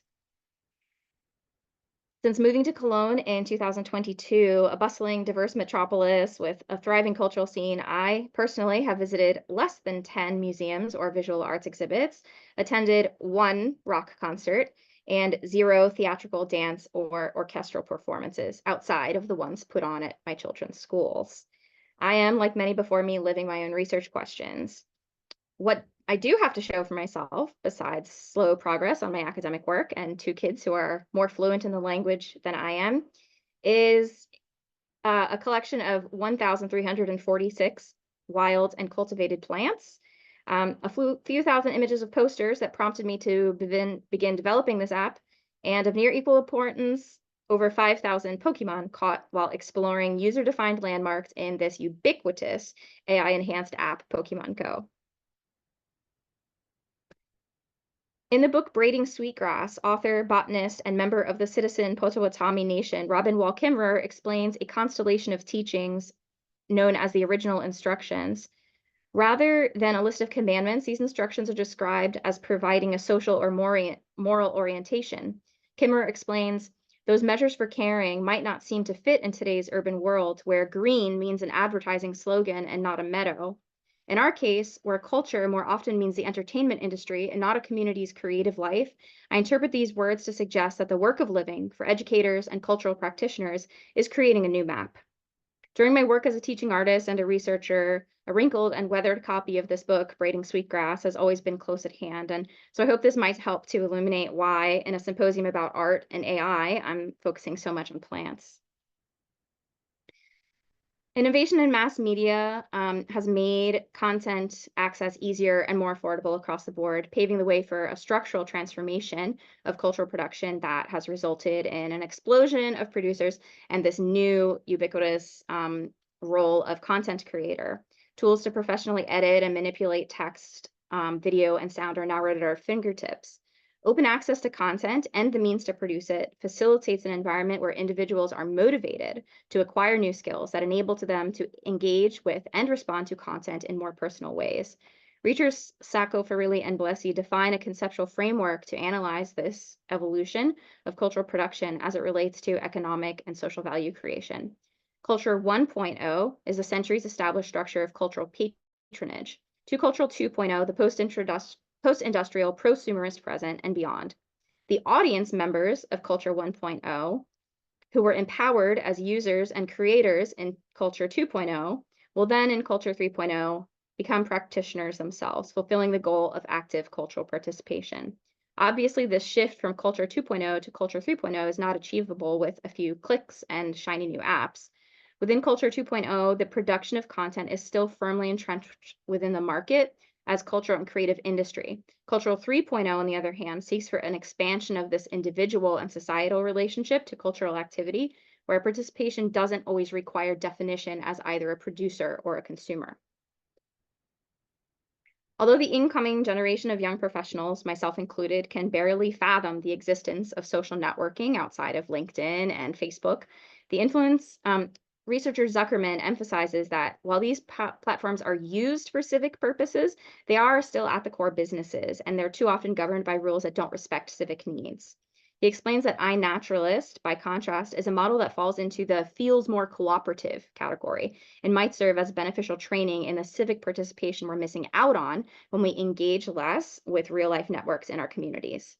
Theoretically, practicing nano agreements in low-stakes scenario, like identifying whether this thing in my shower is an eastern narrow-mouthed toad or a southern cricket frog, could be transferable to larger and more charged topics. In both cultural and natural scenarios, we can imagine how acting as a citizen researcher has the potential to promote civic learning and result in desired social outcomes. But my intention is not to suggest that a simple copy and paste of iNaturalist's programming would capture the nuances of local culture any more than iNaturalist can replace a centuries oppressed reciprocity with nature. Speaking in the context of the cultural regimes described earlier, we can see how an iCulturist platform would reflect the wave of social and technical innovations characterized in Culture 3.0. But how does this actually challenge the distinction between producers and consumers, or do more than simply reinforce the current environment of patronage and passive engagement? The book Braiding Sweetgrass reminds me, the land knows you even when you're lost. Our Viertel, or quarter of the city where we live in Cologne, was nearly flattened in the Second World War and bears the scars humbly.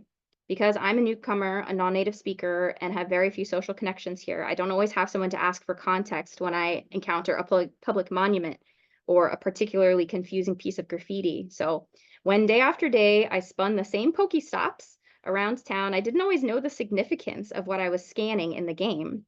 At some point, a small laminated poster appeared at one of my regular Pokestops, fastened to the light post outside my daughter's kindergarten. I struggled to understand the German text and snapped a photograph to take a look at more closely later. After running the image through Google Translate, I learned that I was literally walking over and extracting game rewards from a Stolperstein, literally translated as a stumbling stone, one of over 100,000 brass-plated memorial plaques that are laid in the ground throughout Germany and 29 other countries to represent the people who were persecuted, murdered, deported, expelled, or driven to suicide during the National Socialist era. From a practical and economic perspective, development of an iCulturalist platform would augment existing cultural datasets, such as London's extensive cultural infrastructure map, the Urban History 4D project at the Technical University of Dresden, or the many sources collected by the Baltimore Neighborhood Indicators Alliance with citizen-generated cultural observations, such as audiovisual or text data from events, performances, pop-ups, exhibits, cultural sites, ephemeral things like graffiti and flyers, and overlap with established social media, event management, and institutional networks. Employing the same kind of computer vision programming utilized by iNaturalist, users could identify a historic building, document a graffiti wall, or upload photos from an event, which would create a richer, more comprehensive picture of the cultural environment of a given locale. From a personal perspective, I'm writing as a parent, an immigrant, a teacher, an artist, and a citizen who feels a personal responsibility and call to action to better serve our changing communities. While AI already has the power to help me better understand my neighborhood, we can't ignore the reality of living in a period of rapidly escalating environmental degradation and deepening global conflict and wealth inequality. When I stumbled over Lily Mendel's memorial stone, I wished to know her better. This family who once lived where children now play and make crafts and argue over whose lunchbox looks prettier, where I collect utterly worthless imaginary friends in a superimposed world. I was thankful for AI for the quick and mostly accurate translation, for providing context that could otherwise have been lost in the moment as I rushed past, and to the fellow Pokemon Go trainer who added the Stolperstein to the game's landmarks. But I couldn't help but also feel a missed opportunity here. What about Frau Mendel's relatives, her old neighbors? Are any of them still alive? What if they were to record something, a piece of oral history about their family's experience, shared photos that could be accessed when a visitor checks in at the plaque? What if the users could look through their camera lens at the building as it stands today and see an image superimposed of the same street 100 years ago, or submit a recording to capture the sound and celebration of a Turkish wedding taking place on that same street today? The infrastructure for this is already in place, as evidenced in the interactive maps shown above, but for too long we've only asked technology to reproduce the same commodified version of culture that audiences and communities have been steadily losing interest over. I turn to Braiding Sweetgrass one last time. The author recalls a story of a plant scientist exploring the rainforest for new discoveries. He has hired an indigenous guide to lead him and is surprised that the young man knows the name of so many plants. The guide nods and replies, "Yes, I've learned the names of all the bushes, but I've yet to learn their songs." In my hometown across the Atlantic, I could spot an invasive air potato vine from across the street, and I could tell you whether the tree with the berries was the non-native Brazilian pepper or the sacred Yupo holly. I knew how to make soda from spiderwort blooms in the early spring. I knew where to park to see the alligators and how early you had to wake up to get a spot to watch homecoming parade. I knew which murals everyone liked and which ones were mercilessly skewered on the local subreddits. I had students, I had teachers, among the plants, among my people. Now my days are filled with names and songs that I, as a foreigner, will never fully know. Kimmerer, however, promises another path. Becoming well integrated may never make me native, but I may hope to find myself naturalized. Like me, she explains that the plantain plant is a foreigner, an immigrant, but after 500 years of living as a good neighbor, people tend to forget that kind of thing. Our contemporary ecological and cultural landscapes have been built, for better or worse, on this type of globalized exchange. To become naturalized to a place means to live as if this is the land that feeds you, Kimmerer continues, as if these are the streams from which you drink that build your body and fill your spirit. To become naturalized is to know that your ancestors lie in this ground. Here you will give your gifts and meet your responsibilities. To become naturalized is to live as if your children's future matters, to take care of the land as if our lives and the lives of all of our relatives depend on it, because they do. To meet our responsibilities as cultural stewards and serve a society in crisis, we must live as if our own ancestors, not just the dusty bones of an outdated colonial canon or the reduction of community to attendance rates, lie in the ground of everything we do.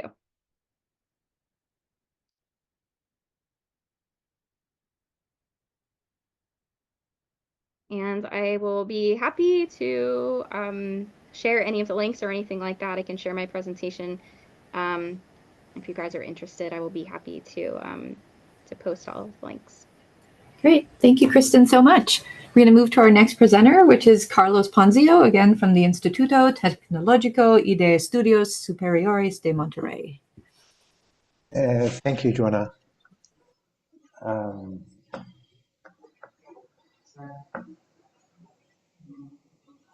Okay. Well, thank you to everyone for being here. I wanna start answering a question, and economists are going to probably kill me when they hear this, but most human choices are not the result of simple needs of genetic programming. They are close to enjoyment or sometimes pain avoidance. And that's not defined on the void, but the psychological result of response towards an experience which is full of knowledge and prejudices, and sometimes of attachments drawn from ignorance. And these elements form prices. Now, there are different things there are different ways we can define a work of art, but the one I'm gonna focus here is as a symbolic discourse. And when something looks strange to us, it is because its symbols are not familiar. It may be creative and not so beautiful at first, and this shows that human beings are unaware of their true marginal rates of substitution, to the extent that they are influenced by factors that AI has revealed to be nothing more than noise, prejudices, and ignorance mixed with truth sometimes. Since the presentation is speculative, I'm going to speculate here. And this is the last self-portrait of Vincent van Gogh. He cut his beard off because it was a painting for his mother.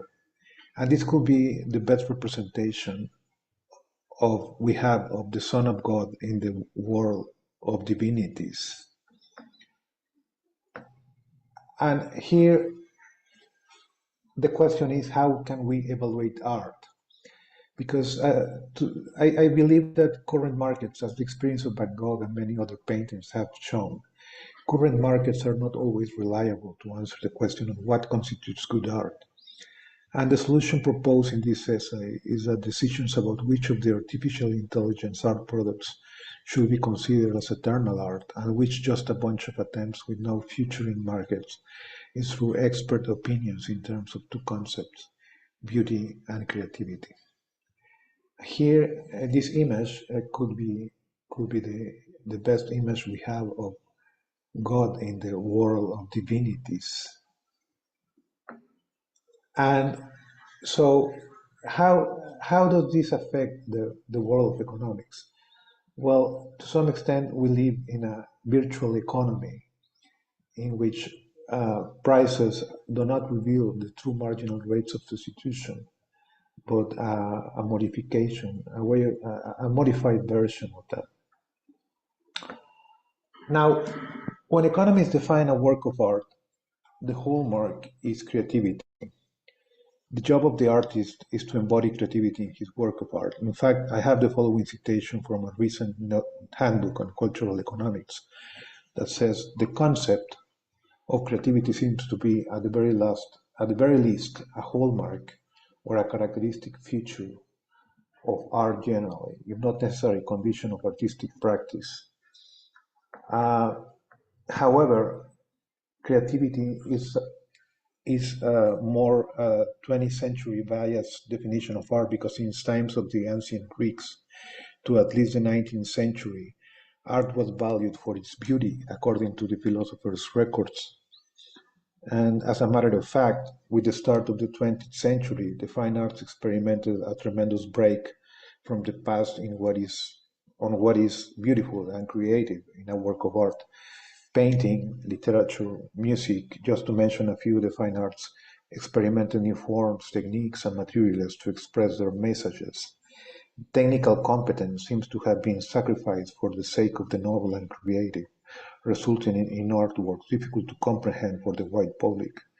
Abstract paintings by Wassily Kandinsky, novels like Finnegan's Wake by James Joyce, and expressionist music by Arnold Schoenberg left a legacy. As a result, many artists struggle economically during their lifetime, with some well-known exceptions. But the traditional concept of beauty was transformed, or at least abandoned, in search of new frontiers of creativity for art. So I studied the preferences for aesthetic objects among the public without deep knowledge of the history of art. I pay attention to possible trade-off between beauty and creativity in preferences, and several choice and ranking experiments between artistic objects with around 300 experimental subjects were carried out. I have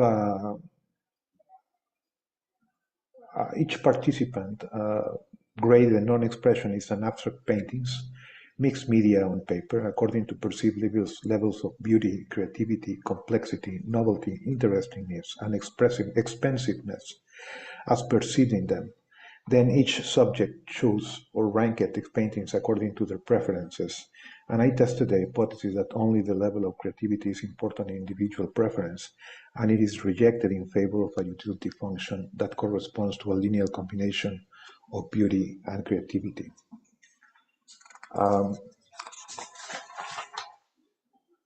Here I have two paintings that silhouette the profile of a bird. And from the perspective of modern art and contemporary art, the painting with angular strokes, the one on the right-hand side, perhaps does it in a more creative way, less figuratively. It is important to note that here, at this moment, I am taking the creativity definition by Sternberg, in which the most creative object is that which defies the establishment. The data shows that people think that the angular painting is usually more creative than the curved painting.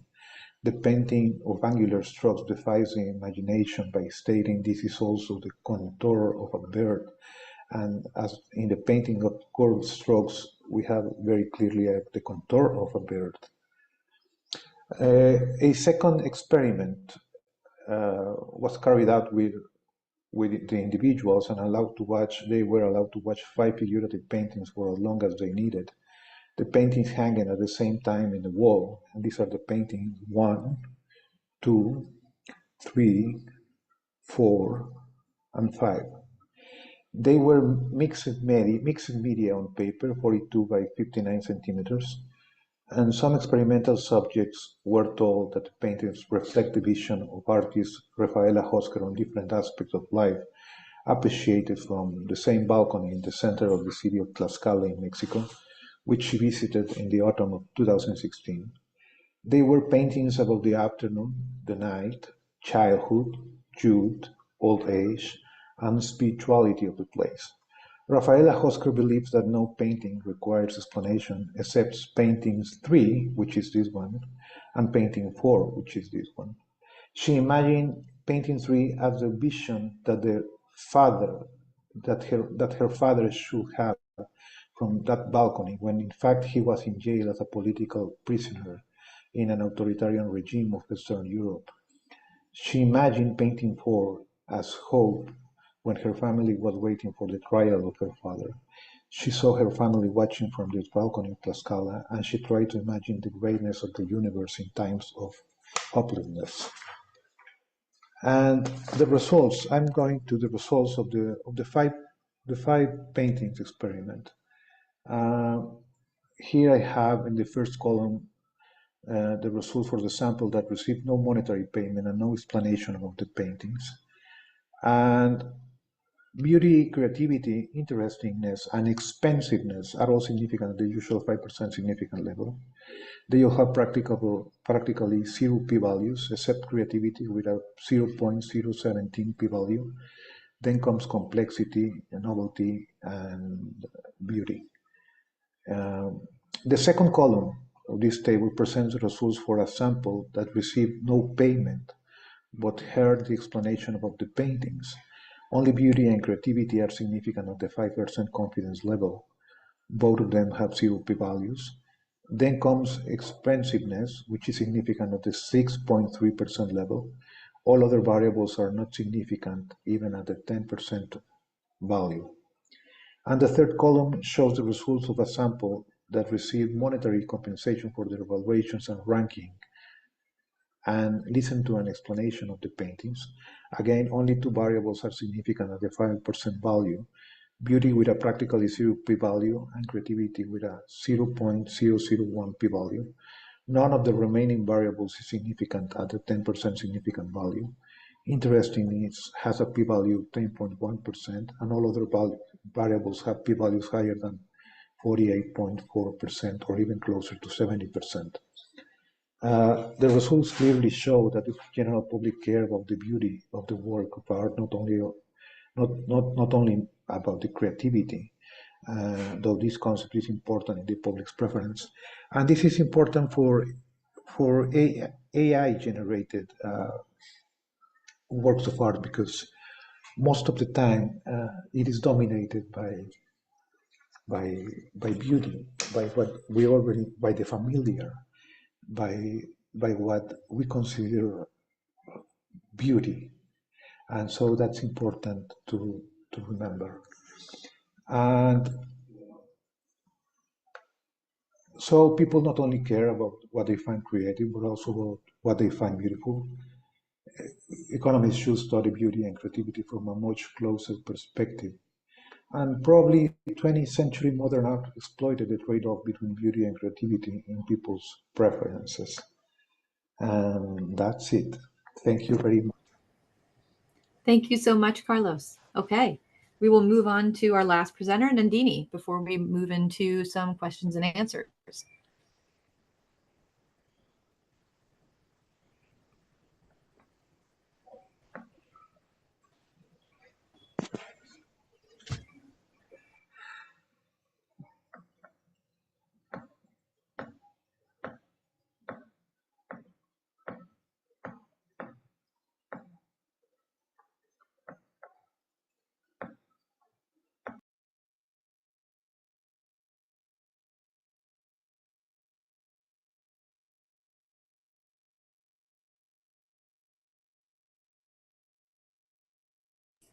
Nandini, we can't hear you.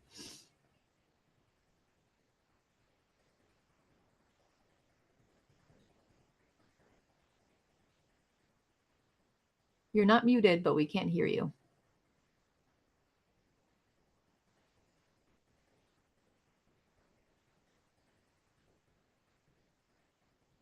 No, why don't you go ahead and get that figured out? And what I might do at the same time is just ask our first three panelists to comment on a couple things. while Nandini's figuring out her audio. So as I mentioned, we have been asking the AI at the same time, we've been asking the AI to comment on your research questions. And the comments that we got from the AI were completely untrained. And I wanted to go ahead and just share with you the response that the AI gave us so that, and then have each author go through and give feedback on what the AI's response was. So I'm going to start with, let's see, I'm going to start with Daniel. So we put in as your research question, how can art consumers distinguish creativity from spamified art in the age of user-friendly generative AI tools? So Daniel, do you think that that's your research question? Is that an accurate perception of it? Yeah, I think that's fair. Okay. So the AI tells us art consumers can distinguish genuine creativity from spamified art by focusing on originality, emotional depth, and context. Genuine creative works often showcase unique perspectives, evoke strong emotions, and have a clear intent or message. Consumers should look for the artist's signature style, thoughtful details, and consistent quality. Engaging with the artist's backstory and understanding their creative process can also help. Finally, verifying the credibility of the source and avoiding art that feels mass-produced or lacks personal touch can aid in distinguishing true creativity from generative AI spam. Can you give us a 1-minute response to what the AI said the answer was to your research question? Yeah, I think that it gets to the point of the humanity gap. The AI says that yes, computers can do this, but then also says you need to know the backstory. You need to know what the artist's approach is. And so I think it's sort of conflicting with itself in terms of defining what that humanity gap is. And I think the example I gave of going through 3 different histories of one piece of art, how does that change our perception of the art? I think that becomes problematic with the definition provided by the AI. Okay, thanks, Daniel. Nandini, can you test your sound? All right, I still can't hear Nandini. So let me go ahead and ask Kristen to give your response. So we put your research question into the AI as, how might AI and community platforms similar to the iNaturalist concept help to promote active cultural participation and engagement in the arts and culture sector? Kristen, do you think that's a fair representation of your research question? Yeah, absolutely. Okay. So the AI's response was, AI and community platforms like iNaturalist can promote active cultural participation by providing interactive, personalized experiences. They can recommend events, exhibitions, and artworks based on user interests, facilitating deeper engagement. AI can also enable virtual tours, augmented reality experiences, and interactive storytelling, making arts and culture more accessible.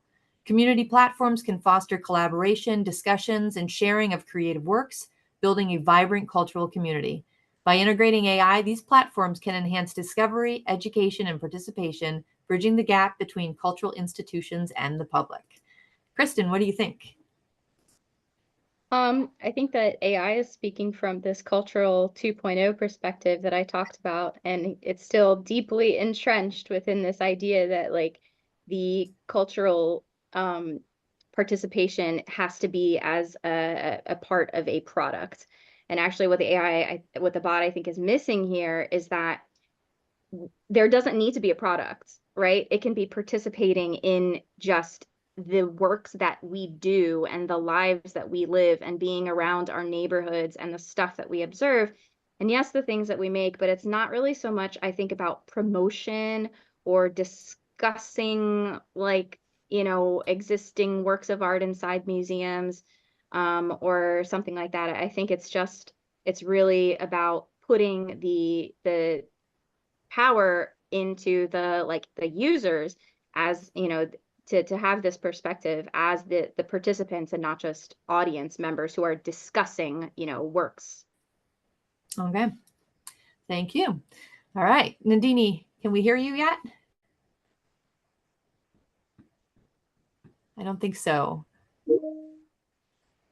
Nandini, can try? No, we can't hear you. Okay, so I'm going to move on to Carlos.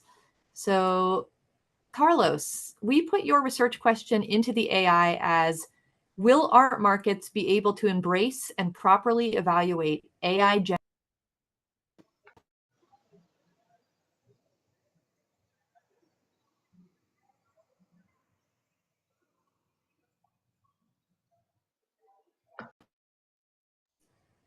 Sorry, I was muted for some reason. I'm not sure why.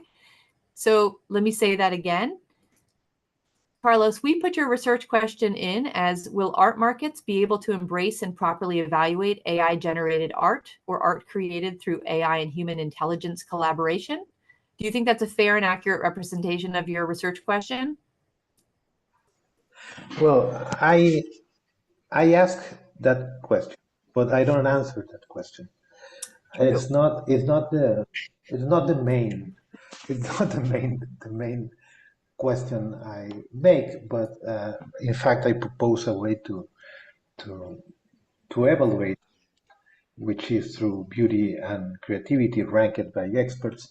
But it's like the artificial intelligence taking center stage and saying, I can do that, or something like that. I don't know. So can I tell you what the AI responded to that question? Yeah. Okay. So AI responded, yes, art markets can embrace and properly evaluate AI generated art and AI human collaborative art by developing new criteria and frameworks. This includes assessing the creativity, originality, and conceptual depth of the works, regardless of the tools used. Art markets can also establish standards for transparency regarding the role of AI in the creative process. By recognizing the unique contributions of AI and fostering dialogue around these new forms of art, markets can expand their definitions and appreciation of creativity, ultimately integrating AI-driven works into the broader art world. What do you think, Carlos? Well, I think it is relying on familiar things to AI, the things that are familiar to the information it has. It's harder for AI to go into the range that doesn't know. I think that's my opinion, but I may be wrong. I don't know. I don't know. So do you think this is a pretty generic answer, you think? Yeah, it's a pretty generic. Yeah, that's what I was going to say too. So, all right. Nandini, hopefully we can hear you. Can you try again? I think she jumped off and she's going to jump back on again. Okay. Well, while our presenter is trying to jump back on, I want to open up the chat or the audio to anybody else who has questions for Carlos and Daniel and Kristen. Definitely, or maybe even if you have questions about what the AI, how the AI answered the research questions versus what the papers, how the papers answered their research questions or didn't in Carlos's case.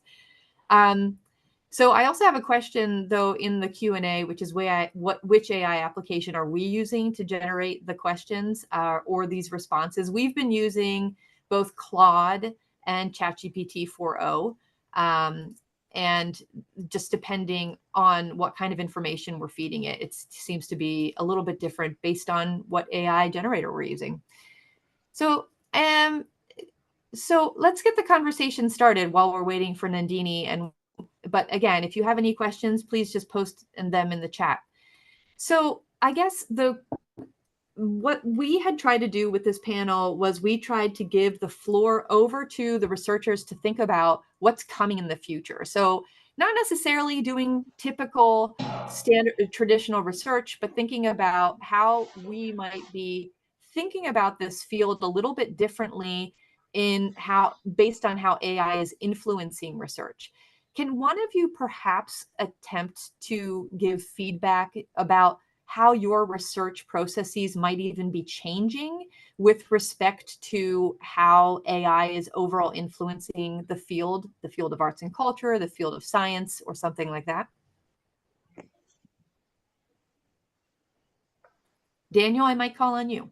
Yeah, I'd say I have become a little more skeptical of maybe more academic publications that might have used AI in the development of them, just to ensure that things are accurate. I had a student this past semester that found a really great resource in a bibliography. I was like, wow, how did I never find this? And then I figured out it didn't really exist. So I think having an eye towards having the domain knowledge to be able to ascertain whether or not something is reliable or not. So I like that, Daniel, because this whole idea that we're trying to go with here is the interrogation of learning, right? And so we had these papers that were ultimately produced by our researchers with subject area expertise, but we're now facing a situation where the subject area expertise is actually being either supplemented or supplanted based on what sort of perspective you have or what situation you're in. So I think it's very clear kind of what's happening in the classroom, but in terms of research, I mean, I guess, would you say it's more being supplemented or supplanted in your experience? I think supplemented. I think a lot of research entities are limiting what you can do. For example, like the NSF, a lot of federal agencies ban the use of generative AI for peer review evaluations of grant proposals. So I think there's some effort to corral that. So I think it's definitely supporting in some ways and finding out to be supportive. Okay. Nandini, are you here? And perhaps can we hear you yet? Oh, unfortunately not. What a shame. We were really excited to hear from you. So maybe, Kristen, you can comment on that question I just asked Daniel, though, because your work with iNaturalist sort of involves a lot of on the ground, I feel like on the ground fieldwork type of work. And I guess from your experience, you talk a lot about how iNaturalist is affecting the audience or the consumer perspective, but from your perspective as a researcher, how is it affecting your process? So really, I think I've almost modeled and shaped my research methods because of the existence of something like iNaturalist, because of this being able to have my phone in my hand, take photos of plants around me, and instantly, and this is not generative AI, of course, so this is like computer vision we're talking about in this case of iNaturalist, and find out what that is. And it's great, but it often gives false consensus too. So it's not really what it says it is. It can't possibly be that plant. And so that really illustrated to me, first of all, well, here's the potential for what something like this could do. So what if I could scan a building and say, is this the Cologne Cathedral? And, the machine learning would be able to tell me, yes, that's Cologne Cathedral, but there's a lot of cathedrals here. There's a lot of churches. And so it does still require people who are local, who are on the ground, who have that experience to be able to weigh in and say, yes, no, confirm, deny, here's some more things you might know. Here's an updated picture. Hey, actually, that painting has been taken down, stuff like this. So it really showed me both that here's the power of, machine learning in image processing and creating these really very big, image databases, but also here's why it still has to have this like peer review element. It still has to have actual people looking at it, not just to make it, to make sure it's correct, but also to make sure that it stays kind of like open source and that it stays accessible for other people and connected to the community that they exist inside of. I want to point to that analogy because it's so apt to the topic that we're discussing today, which is arts and audience engagement. Because you point to this idea of, there's a learning curve with what we're starting to integrate within our research methodology as researchers. But there's also these true fundamentals of research and how we should conduct ourselves as researchers and how we do our research. And I think the analogy is really clear to when we're thinking about the presentation of the audience experience, is that we are now kind of figuring out what the line is between using this technology to improve, enhance, change the way that we're ultimately presenting art and affecting the audience experience. But at the same time, there are many arts administrators and arts managers on this call who have the training and the professionalization for exactly how to do this and know really well right? That this is how it should be done. So maybe I don't know if anybody in the audience has a chance to remark on that. Maybe there's a person there, maybe there's somebody actually speaking from an arts organization perspective on how the AI is actually affecting the fundamentals of what they have learned in presentation of art, production of art, as well as how to curate the audience experience. Anybody?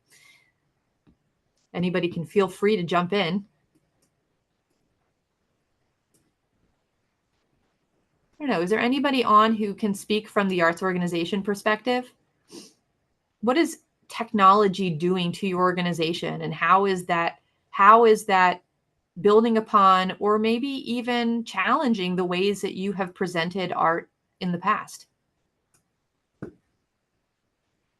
don't know, feel free to put anything in the chat that you might think is useful, but maybe Carlos, maybe you could comment a little bit on that. This idea that as researchers, we're trained in a certain way, but at the same time, we're constantly trying to update our methods. Well, yes. I use AI to learn about things on which I know nothing, and it's helpful. Like learning the basics of AI, that can be helpful, and that's useful. And the problem is when you get more serious about things you know, and the problem is not AI. In fact, the problem is that it is not fit, for instance, with JSTOR.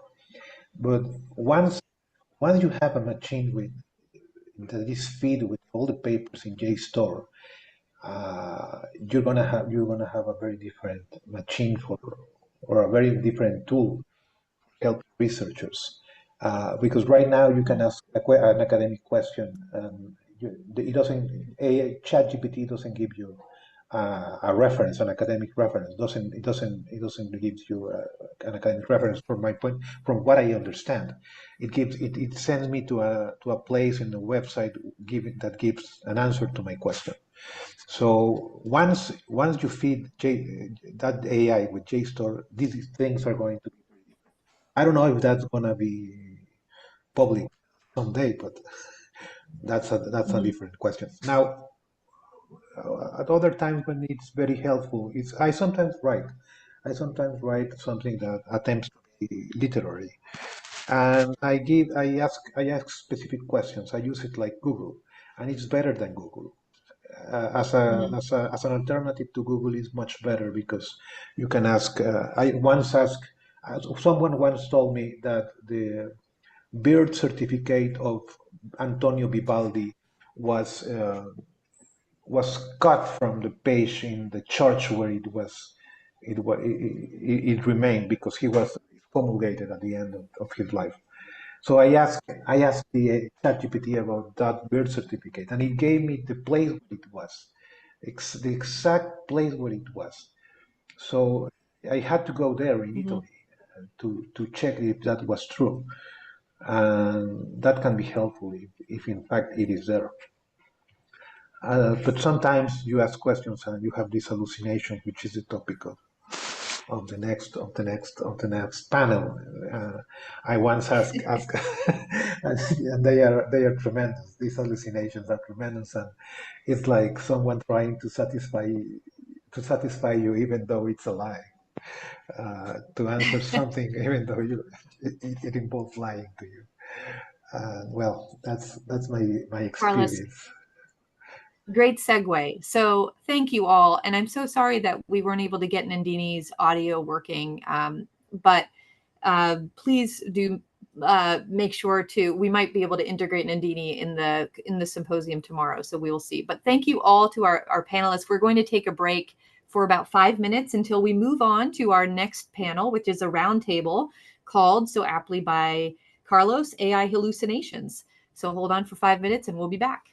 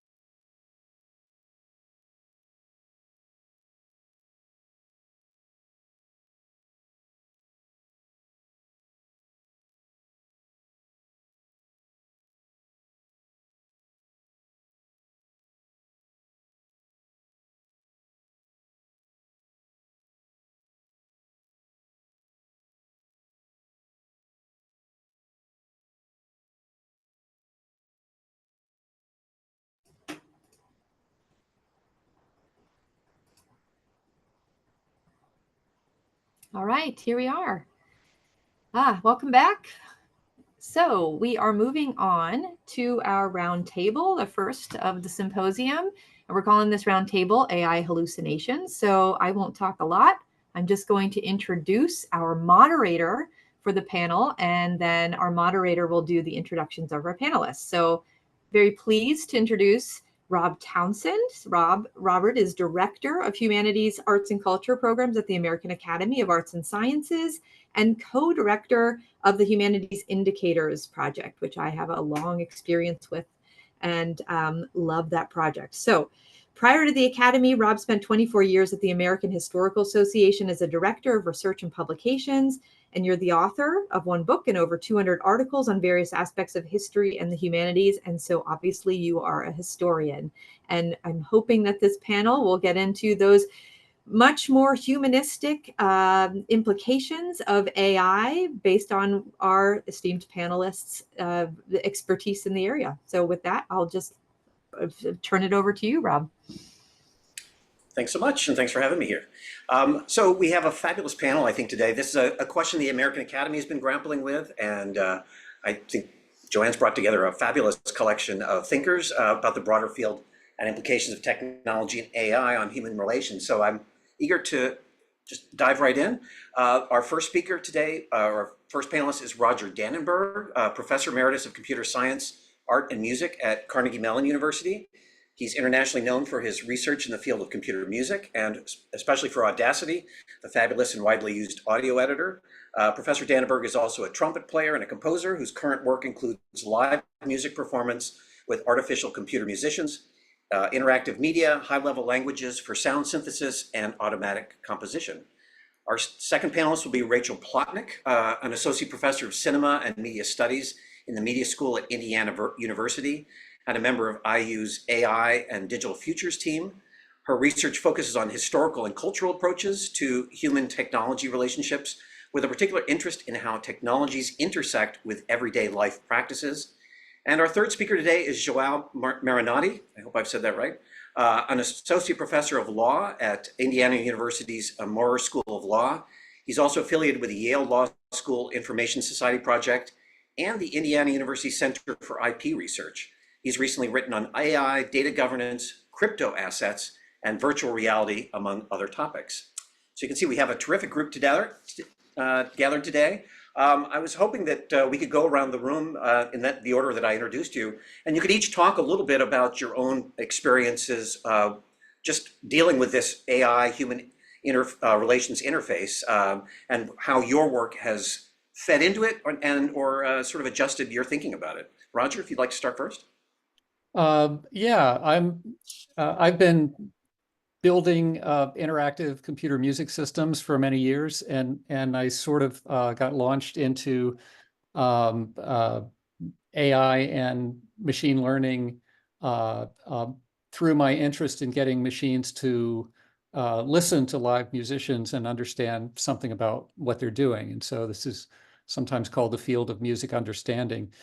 So lately, it's been kind of wild to watch the explosion of so much interest in music composition and production from machine learning. And my involvement there has been largely working with students who are really great at just getting excited about anything new and pursuing it. So I've worked with students to build some foundation models for music, and also did some fairly deep studies on sort of the limitations of these large models for composing music, which I think has been the most interesting thing, sort of learning about limitations and problems as opposed to just celebrating these new capabilities. So maybe I'll stop there, and glad to be here. Great, thanks, Roger. Rachel. Hi, everybody. Thanks so much for having me. I would say that my interest in AI comes from maybe 3 different zones, and I would consider myself a student of the moment, I guess. One is kind of doing work as a historian of technology and thinking about how the past might connect to the present. And so I've thought kind of a lot about automaticity and automation and moral panics that happen around new technologies at different moments, and hype. And so that's something that I like to think about in the present moment, how we might contextualize AI within a broader and kind of longer historical arc. The second is probably just in working with my students. I'm situated in a media school, so I have lots of content creators, artists, people who want to be in the creative industries in one way or another. So we spend a lot of time thinking together about the algorithmic generation of content and deepfakes and misinformation and how we can trust, content that's produced by AI technologies. So it's kind of interesting to watch them grapple with it, both as professionals, but also as just consumers of this information. And then I guess the third area is as Rob mentioned, I'm working with this AI and digital futures team, and we recently put together a grant for a center on creativity in the age of AI. I don't know if that's going to happen or not, but I learned a lot just in kind of going through that process of thinking about what is the definition of creativity? How do we even begin to understand what that is? And I think some of the earlier panelists today were also considering that question. And I think we're in this really fertile moment to kind of interrogate what it means to be human, what it means to be creative, what it means to be a machine. All these definitions are kind of up for grabs. And I'm a firm believer that we need people who have been thinking about these things for a long time to kind of intervene in this debate. So lots of different inroads, I guess. Great. And João, please tell me if I'm pronouncing your name right too. Yes, absolutely. That was wonderful. So yeah, I'm a professor at the law school. I am interested in AI for a number of reasons, some of which have already been mentioned in terms of disinformation, misinformation, all of that stuff. But what piqued my interest recently was, what's in the news in terms of copyright liability and just what the heck is law going to do with the fact that, everything is turning upside down in the worlds of creativity, innovation, freedom, productivity, all of this stuff. And the fact that in the United States, we have this utilitarian perspective of intellectual property, which is in some ways facilitating innovation of AI, but in other ways it's like crashing head on. And so that's what I've been analyzing most recently. But in addition to that, I'm fascinated just by interpersonal and just individual expectations of what AI brings to the table for you as an individual and what that means for law. So maybe this is too personal, but my husband is like having an affair with ChatGPT. Like not in a movie Her analysis, but like literally everything involves the ChatGPT search. I know students who put together presentations with, Midjourney, all of this stuff, and it's just getting so incorporated into the daily lives and productivity, innovation, creativity of individuals. I'm fascinated to see, what that actually means for us and society. Thanks. Yeah, I work with Sherry Turkle on some projects at MIT, and she says that we should be calling it AI should be automated, or artificial intimacy is actually a better sort of understanding of some of the problems that are developing as a result of this. And I would sort of, I guess, want to throw to all three of you a question just about where you personally stand on the continuum. I feel like the conversations typically sort of seem to exist between two poles, one of which is AI is going to destroy all things, and the other side is that AI is a fabulous tool that we can use to develop many of the same sorts of things that brilliant creative people have traditionally done by synthesizing a vast amount of information. And so I'd be curious if you could just talk about from your different perspectives where you come down to that. Roger? Yeah, these kinds of questions always remind me of a conversation I had with my trumpet teacher decades ago. He was up in years even then, and which means that he grew up in the age actually before radio, and he told me about what the Pittsburgh musical scene was like in this kind of pre-electronic technology age, where almost every big restaurant would have its own orchestra for entertainment on weekends. Theaters all had live music and live musicians to play because films were silent. And so there was music just everywhere. And things, things changed very rapidly. First of all, the radio broadcasts came in, and he was actually, I guess, the first studio trumpet player, because he played at KDKA radio in Pittsburgh, sort of created by the Westinghouse Corporation that invented a lot of the radio technology. And then later with digital recording and the network, all of these technologies have really turned, at least in the music world, kind of turned it upside down, and almost always to the detriment of live performing musicians. And so I think AI is poised to do the same thing, and I think it's inevitable. And yet, people don't really think about it that way now. Like if you go on YouTube to find some music that you like, you think of that as kind of a benefit or a feature or a good thing. Yeah, I don't think anyone actually feels guilty about doing that, or thinks about what society could be like without that. And so I think the same thing will happen with artificial intelligence, that there will be if people are making TikTok videos or whatever, and some AI composer fills it with background music and makes it really pop, and you think it sounds great. Or if you listen to commercials or any kind of music, if it's good, and then I don't think we're going to care. Maybe we'll even enjoy the fact that we were, individuals are able to produce stuff without the years of training and study, or without hiring and commissioning a composer to write a piece. And so, I think it's going to really change the world, and it's going to change the world because people see value in what they get. And so I think there will be a lot of loss, but there's also going to be a lot of gain. Thank you. Rachel? I could rail on for a long time, so I'll keep my comments limited. I think the scholar in me says that I love to quote Melvin Kranzberg, who was a kind of historian and philosopher of technology, who said, technology is neither good nor bad, nor is it neutral. And that's kind of how I like to think about AI, is that, it would be simplistic and reductive to kind of label it as either all good or all bad. But that non-neutrality, I think, is really important to think about, is when we introduce artificial intelligence or machine learning into a particular context, what does that do, right? And who does it affect, and how?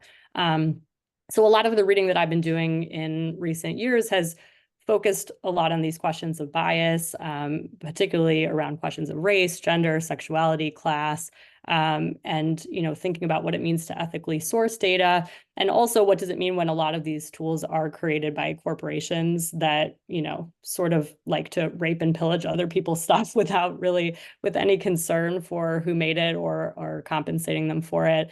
So I think there are just a tremendous amount of politics involved that we have to really kind of pay attention to. And the other thing I would say, just on my pessimistic side, is just I was reading an article that said right now that AI is sort of, I think they called it, using a planet-eating amount of energy, right? Just the amount of energy production in using these tools. Every time we query ChatGPT, the amount of energy that takes is just truly astounding. And so I think that we have to take this really kind of global, big picture perspective about what are we getting out of these tools, but what impacts are they having in maybe ways that are unexpected, right? A lot of people, when they just produce an AI image, they wouldn't think about, oh, that's going to have an impact on climate change, right? So putting all of these kind of holistic pieces together, I think, is really important to consider. Joelle? Yeah, I think it was Roger who said, people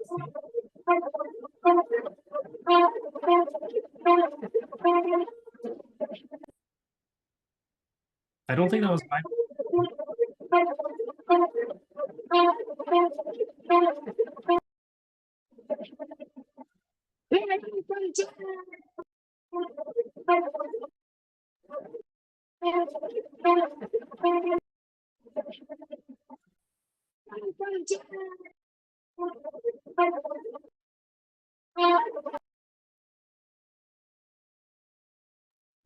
I mean, We're- I just removed whatever that person was.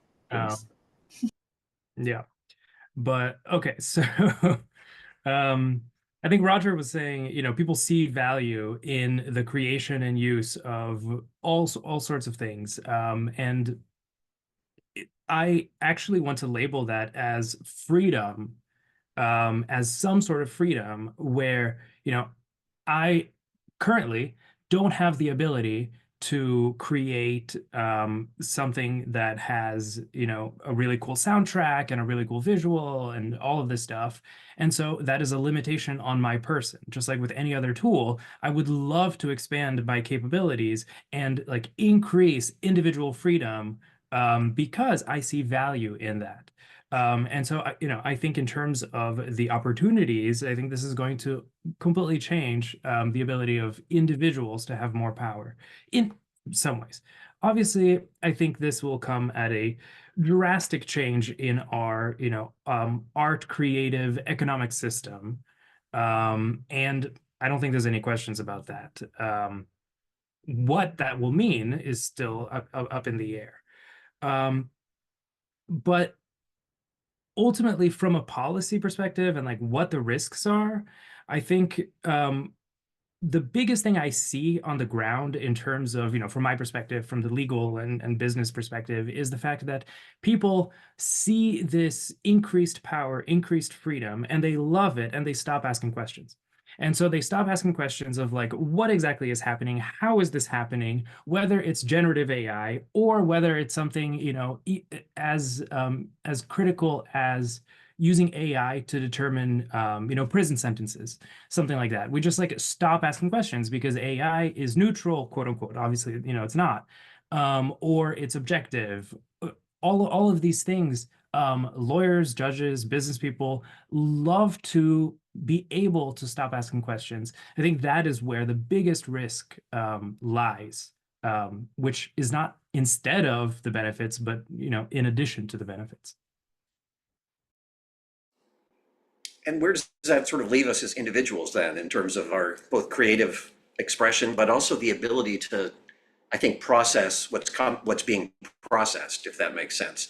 I mean, it's a conversation among the foreign language community as to whether AI will solve the problem of learning language, or whether it merely sort of reduces some of the sort of superficial ability to get into it, but the actual learning of language has important cognitive benefits and cultural benefits as well. And so I'd be curious as to whether you think whether that other dimension is as important as the ability to actually just sort of get around in the world as at a fairly sort of minimal level.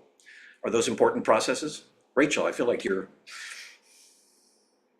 Yeah, well, it's something I've been thinking about a lot lately, is just thinking about convenience, right? And how much over the last 100 years, convenience is a watchword. And increasingly what we want to do is just make everything easy, right? Frictionless and usable and friendly. Like all of those words are the buzzwords of our age. And I think maybe some of the things that are happening around AI are kind of forcing this question of, is it good for everything to be easy all the time, right? And we may find, in fact, that a lot of the humanness in doing things is around making them a little bit more difficult again, right? And I think that gets back to Roger's comments about music, or thinking about learning an instrument or learning a language, as you said, that sometimes there is positive friction, right? And making things more challenging. And I think we have to be skeptical anytime we introduce something that's pure value as convenience or ease, right? That it's just kind of taking away that friction. That's my sense. I mean, sorry, Joanne, please. I agree with everything Rachel said, and I also dislike friction. So, I think everything you said is absolutely right. At the same time, individuals, have a limited amount of time in their lives, and so how do we balance both being human and diving into an art form, producing something that is going to take a whole lot of effort? At the same time, I go and get a flu shot instead of developing my own, thank God, um, because it's convenient and I don't want that friction, right? And so in some of these discussions, I'm worried about like what is it actually about the friction, or what is it actually about humanity that is what we should protect, both as individuals and from a policy making perspective? Like what exactly? Yeah, because it's not friction per se, but I don't know the answer. Yeah, I think it's a really interesting question about what is individual responsibility in society and for humankind. And I'm thinking, the ultimate end point of turning over work to machines and thinking to computers is we just sort of farm out all of our thinking and decisions completely. And then, where does that leave us, and what happens to the world? I mean, it seems like a lot of people have already done that, and we're all in trouble. But I guess where does that leave the creatives then in terms of if AI is at what level does the AI creative enough that it puts creatives out of work, displaces them? I'm old enough to remember a comic book, I think it was a Superman comic book in the 1970s, where Superman for some reason decided to make Jimmy Olsen a music superstar. So he put all the music in the world into the super machine that he runs, and it produced a hit that was so great that it turned Jimmy Olsen into a musical superstar. I mean, what are the odds of something like that happening as a result of AI? And do the creators of all the other songs that were put into the AI have a certain pecuniary value in that? I think AI is going to change how we think about creativity. And I mean, just like, well, AI has been around, long before deep learning and these sort of modern AI systems, and there was always discussion of what is intelligence, and our ideas of intelligence have been changing, every decade. And a lot of what's been happening that AI researchers observed is people would say, I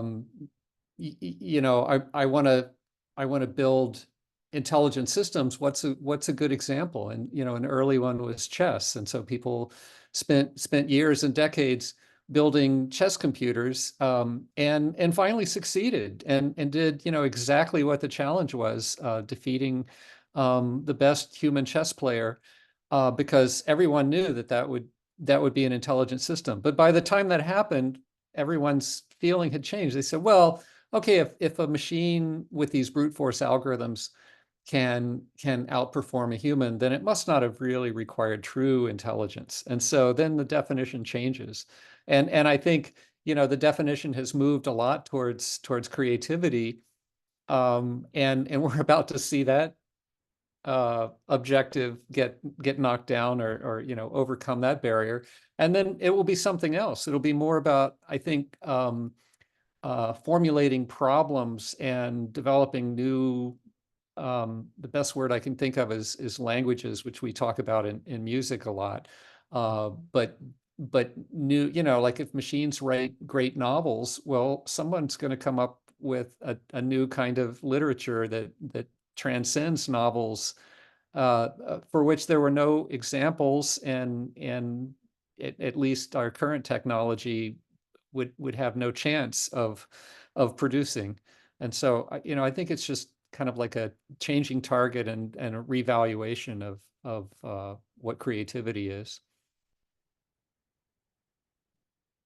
Yeah, I would 100% agree with this like change in like what exactly does creativity mean.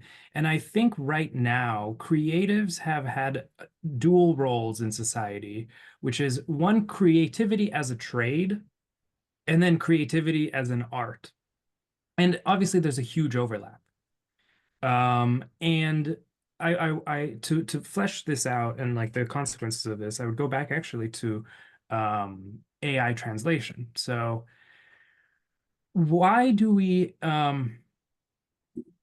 I studied some, translation theory and all of this stuff there, and a lot of translation, like between languages, is studied and analyzed as an art form. Like, why do we have multiple translations of the Odyssey or multiple translations of the Bible or anything like that?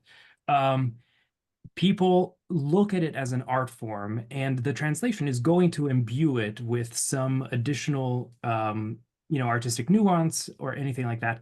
At the same time, when I am looking at a menu and I'm traveling in like Germany, like I just want to know what this means. And so there's, translation as an art and then translation as a tool. I think same thing with creativity, right? There's creativity as an art, creativity as a tool. I do think AI is probably going to do a very good job of serving as a creator, as a tool. I don't think we're ever necessarily going to replace the need for art as art. It is perhaps shrinking the market because we don't have the backup of art as trade, as tool. But I think it's not going to reject, the role of art. Rachel. Yeah, no, I agree with everything's been said, and I think it's impossible to talk about creativity without talking about creativity in economic systems, as your comment was just getting at, right? And at the end of the day, as long as creativity is monetized, I think you're going to see that the more kind of rote tasks or things that could be kind of stock or canned, those are the things that are going to be most easily reproducible by AI. Which kind of, as Roger was saying, also then ups the bar of what counts as creativity, right? That we have to kind of outdo the system. In a positive sense, I think the same thing we've seen with educators is that maybe it pushes us to formulate the way we think about things in new and interesting ways. Like, I can't write a prompt for my students that they can put in ChatGPT. Therefore, I need to think more creatively about how to write my assignments. And maybe that gets them to write more provocative, interesting work, right? So that's a way in which workarounds, I think, encourage us to become more creative. But I do think when we look at the creative industry, we have to really think about, who are those below the line people or individual creatives who will be most effective and negatively affected by AI. Those people who are often gig workers or who aren't, properly compensated as it is, and whose jobs may become a real liability in, this kind of ecosystem when certain kinds of work are just sort of devalued and demonetized. I don't know if you see it in the chat. AI bot, I'm not sure if it's a human or if it's an actual bot, is objecting that humans will always be valuable. And so don't be afraid of the AI because it's always going to be there as our friend. So did want to share this. I don't know if you can see, you probably won't be able to see it, but I also came across this. This is by Joanna, I'm going to botch her last name, but Majusko, who said, I want AI to do my laundry and dishes so that I can do art and writing, not for AI to do my art and writing so that I can do my laundry and dishes. And I think this is an interesting, provocative perspective, right? Just pushing back a bit against the inevitability of AI and like, oh, well, everything will just be AI, right? But I think we should ask questions about, when should we really use these systems? When should we reject them? What are they for? What are they good for? And not just sort of necessarily seed ground that, that AI has to be everything that we do. does it fundamentally change the way we think about a college education or an education even at the high school level in terms of thinking about how to integrate this in as a tool? I remember when I'm old enough that calculators were not allowed in my math classes, and now I have the impression calculators are allowed in most math classes as a tool, especially at the high school level. Is integrating training in AI part of something that we'll have to add to our education process? I think so. I think using deep learning and large models is becoming a kind of computer literacy, and we expect people to at least, I mean, depending on the field, we expect people to know how to process some data and how to use spreadsheets, and in technical fields, how to write programs. And to a large extent, prompt engineering is basically a form of programming. It's you know, it's very different, but it's, and you know, often substituting for that. And I think that you know, looking at problems computationally and being able to harness computers to solve problems is kind of fundamental to modern education or advanced education. So yeah, I think I don't think people really know, you know, how to incorporate this into our current education very well, but I think things will go that way.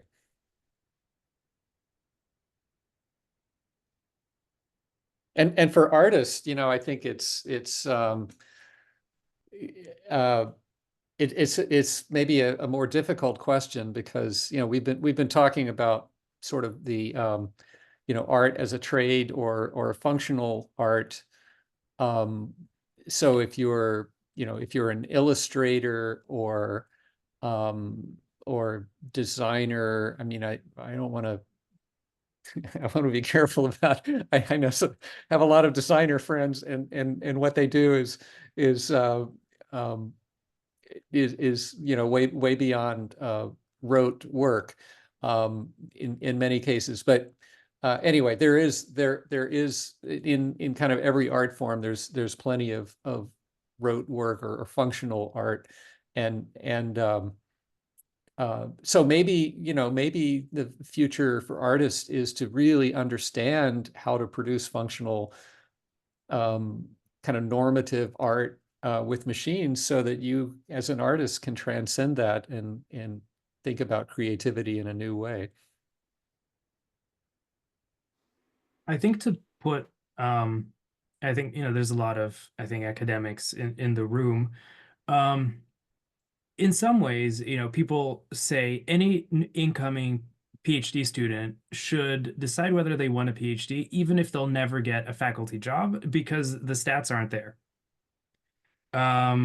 Awful, but like, just the job market reality, right? I feel like in some ways, it has been like this for a long time, right? But in terms of creative industries, more and more, we're going to have to ask the question of like, do I want to invest in learning this as a creative student for my own interest, or to make a career out of it, just because it is going to be more difficult.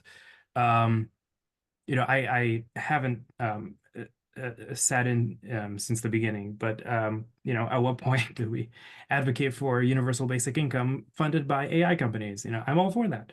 But like, incorporating AI into the educational system, I think absolutely. What that means for the education of creativity, I think that's more complicated. Rachel? Yeah, from my perspective, I think, you know, what's needed, you know, there's one school of thought that says teach people how to use these tools, but the other side of it is the literacy aspect of being able to read and interrogate what are the results that these tools are putting out, you know, developing a kind of literacy around how do I understand what ChatGPT is giving me, or how do I understand why this set of images is generated and not another set of images. And a study just showed that so far, a lot of the major data sets are very, very kind of, they reproduce social norms very much, you know, and they reproduce a lot of just kind of stereotypical images of what we would expect about things. So I think teaching students to know how to read and understand what these tools are generating is super, super important. And to understand the source data that comes behind them, which often isn't very transparent, right? Being able to figure out, well, how did it get to this answer, right? So I think that kind of literacy of just demystifying what is machine learning in the first place and making it a little bit less magical or scary, less scary, or things like that are really critical. But on the other hand, you know, I taught media literacy for a number of years, and I do think it's problematic to just say, okay, it's all on the consumer now to figure out this is what's true, this is what isn't. And if you have good enough media literacy, then you're going to do great in the world, right? And I think without dealing with these more structural components and without putting pressure on corporations and the law and all these other things, it's not really fair to just say to students like, hey, figure it out, is my perspective. I have one question in the chat, and if other folks want to start putting up their hands to ask questions, that would be terrific. Question we got is, sorry, I just moved up past it. Considering the historical impacts of technological advancements on industries such as music, as illustrated by the shift from live performances to digital media, how should we approach the integration of AI in creative fields to avoid repeating past mistakes where technology benefited consumers at the expense of creators? Sounds like something written by a creator. I think, and I count myself in that group, but I think the problem is the problem for creators is you just I guess the quote is you can't fight progress. You can't if there's tremendous economics pushing for a new model that's going to leave you out, then I don't think there's much you can do about it. And as academics, we talk a lot about regulation and education and trying to make people follow the rules and apply. There are all sorts of hypothetical solutions, but I just think that ultimately, we're not going to win against this constant economic pressure to do things in a different way. And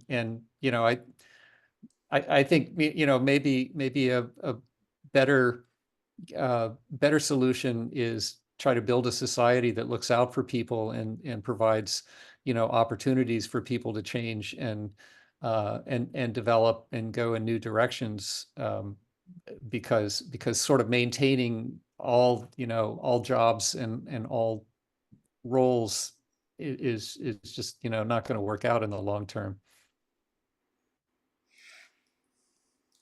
On the other hand, though, I do think that creatives can band together. I do think there can be pressure put upon these industries, like what happened with the Hollywood strike and digital doubles, or how people in the music industry are trying to push back on, TikTok's use of their music. Or I do think there are a lot of examples where organizing is happening and people are kind of refusing to say, we're just going to take this laying down, right? So I do think that pressure can be exerted politically to say that creatives have a voice and a right, to kind of exist in the economy, and a right, to own what they create. And that if we just cede ground and kind of say that this is inevitable and now we have to get new jobs or whatever, that seems like we've given up a little bit too easily. I think I have to. I agree completely that to the extent that artists are being taken advantage of and abused in any situation, power to them to band together and do everything they can. I think in the long run that it's not going to be there will be new creators working in new media, and the industry is going to be less dependent on catalogs of existing works that people have rights in, and so it's going to get more difficult. But for now, absolutely, artists should get what they deserve or what they've earned. The question, and then both of these responses though raised sort of a devil's advocate point in my mind, which is lawyers. And lawyers do band together and enforce a monopoly on their services, right? That's the bar associations of every jurisdiction. They're incredibly expensive, incredibly annoying, and don't, like, by law, and they have access to legislatures, and so by law, no one else, not even artificial intelligence, is allowed to do, quote unquote, legal work. And then obviously they're involved in defining what legal work is. And so extremely protectionist group of people with all of the legal power. Is that a good thing for society? theoretically, all of these restrictions on legal work are for consumer protection. I think 95% of people would argue, like, no, there's more to it. Sure, we want to protect consumers from bad legal work, but we also like want to keep legal practice this like elite institution that makes tons of money, all of this stuff. Why is it that this negativity against protectionism for lawyers doesn't necessarily apply in the artistic space? Is it because being a lawyer is being a stuck-up white button-down shirt, whereas being an artist is like cool? Like why are we treating these two things so differently? I mean, along the same lines, the second part of that question that I left out pointed again to, I think, what Rachel had mentioned, which was the environmental impact of AI, which sort of opens up other questions about sustainability and sort of engagement with sort of the larger public values. Where does that, can one even integrate that into these larger questions, or is that just too far beyond where we are in terms of the AI conversation?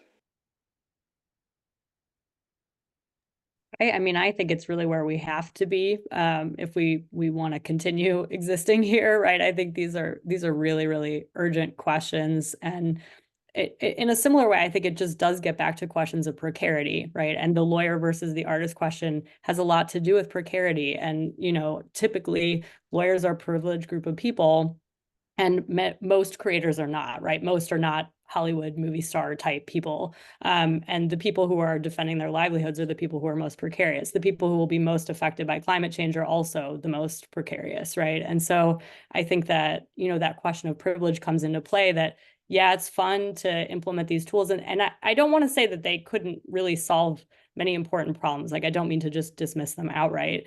But on the other hand, I think if we don't really forefront who's marginalized and who's most likely to be harmed, whether it's climate or, economics, which are also intertwined, then I think we're giving these topics short shrift.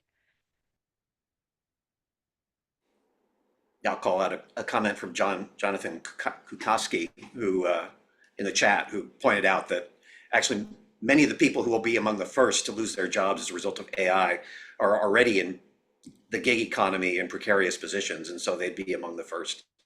So actually banding together might be more challenging for that first layer of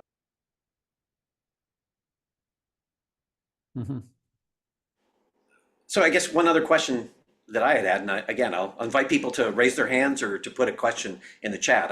It's not just me here to ask questions. I want to invite you all into the conversation as well. But one of the things that we've been sort of struggling with at the American Academy is trying to figure out if we could even intervene in a timely enough manner for any of these sorts of conversations.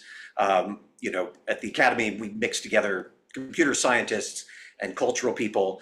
And, one of the questions that the computer science, every time we sort of talk about this, the computer scientists shoot us down and say, by the time we get a group of people together in a room, figure out some policy decisions, write it down, put it on a piece of paper and release it to the public, like, it's going to be in a kind of a completely different level than it was when that conversation started. So trying to figure out the policy implications and articulate policy solutions for what is today's technology and is simply a kind of a pointless exercise. And so I guess, Joao, especially for you as a lawyer, like what's your take on this? This is are we being too conservative, or should we be out there sort of trying to get out on the cutting edge? It's a discussion that happens all the time. A big, word, used to be more of a buzzword, less now, is just tech neutrality. There's a lot of things that we are discussing which are, deep in terms of creativity, what people deserve, what society we want to see, that aren't defined by the current state of technology.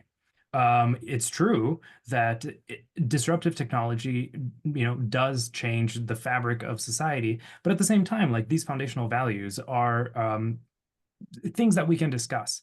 And if we spend time this is my personal perspective and how I approach these sort of policy discussions. Many times I go to these conferences and we're talking about the deep fake issues around elections. And a lot of the policy solutions are very surface level, and that's not necessarily a bad thing, right? We have an immediate problem and we need to immediately address it. The issue is, exactly as you said, that band-aid solution is only going to be applicable for something that is right now, and by the time we implement it, we're going to be on to the next issue. And so it's almost like you need two layers of conversations: one to plug in like the immediate holes that are sinking your boat, and then the other one to build a better, more resilient boat. And you need both ongoing at the same time. And I feel like because we're in a disaster mentality, for good reason, and you mentioned the climate issues, the economic issues, all of this stuff, I think we're too scared to go with the deeper, let's build a bigger boat and hopefully trust our social, legal, political institutions, if not at the national level, at least the local level, to try to push some of that to protect us in the long term. Roger, did you have a? No. No. These things happen too fast. Well, one of the questions Hannah Graneman asks, are any new copyright laws needed? And I guess my question would be, could copyright laws solve the problems that arise from this? I know, when the Google Books first started, one of my great worries was that because of copyright law, from a historian's perspective, the history that one would get out of Google Books would be a history that said that the South was that the Civil War was not about slavery, that the South was put upon, like the amount of bad history that would be readily available as a result of that, without any of the corresponding sort of newer information, actually would be a potential problem. And I don't know whether AI, the question of what AI is inputting, it seems to me we've already seen some distortive effects as a result of some efforts to try and be cautious about sort of poking around copyright law, but I don't know whether that's actually just because it relies on the information that you put in, and if the information is distorted by something like copyright law or something else, it can have some distortive effects on what comes out the other end. I'll just put in, right now there are two big copyright questions. One is the baseline just training data, and that's for all sorts of generative AI, and to be honest, not like even just old school machine learning as well. And the second is in the more recent ChatGPT lawsuit, is the fact that the output is also infringing on copyright. So those are two different questions. The Google Books is the perfect example, because that's exactly what ChatGPT will use to make their arguments if this goes all the way up, in appeals and all of this stuff. And that was primarily relying on fair use, which is to say, like, yes, we took all of your things. Obviously, we have scans of your entire book. Like, that's not arguable, but it's okay. And it's okay for a number of reasons. Ultimately, in that case, they relied on, the biggest one was effect of this copyright infringement on the market for the original work. And Google had put in so many guardrails to prevent their service from replacing the books, right? And that was the crucial, big deal in that case. Right now, people are making arguments left and right whether generative AI is protective enough of the market for the original goods. I think personally the argument there is less strong, and so potentially there's going to be less willingness to grant some a ChatGPT just like blanket fair use to use all of New York Times, or image generators access to all sorts of images. But at the same time, all of this is under an umbrella of in the US, the constitutional power that the federal government has to create and regulate intellectual property, copyright, and patents is utilitarian. And so if we as a society say, actually, no, like this existence of a ChatGPT, Midjourney, whatever, is promoting general welfare, whatever that means, for society as a whole, then there is likelihood that at some point, maybe in the not in next year or 2 years from now, copyright law will say, actually, no, that's great. If we wanted to do anything else, that would be in violation of our duty. So I don't know what copyright law can do in the meantime before we as a society have determined like what we want from AI. I think the relationship needs to be reversed. Figure out what we want from AI, then copyright law can address it. I do think that this is going to force a lot of rethinking of copyright and what copyright protects. And there is the defense of at least on the output side, and I'm not the lawyer, so but my understanding is copyright is almost entirely based on protecting expression and not protecting underlying facts and ideas. So if and I think it's sort of in the nature of this sort of probabilistic generation, and where knowledge of all these learned texts is kind of summarized and abstracted, that you're not going to tend to generate infringing text because these text generation is going to find novel ways of expressing the same underlying concepts and ideas. And I think the same thing happens with images. I mean, there's some really great research on taking generated image outputs and tying them back to specific pieces among the millions of pieces of training data there were. But nevertheless, there are significant differences, and so it's not like a literal pixel per pixel copy. And I think music is kind of a special, well, it's a little bit different because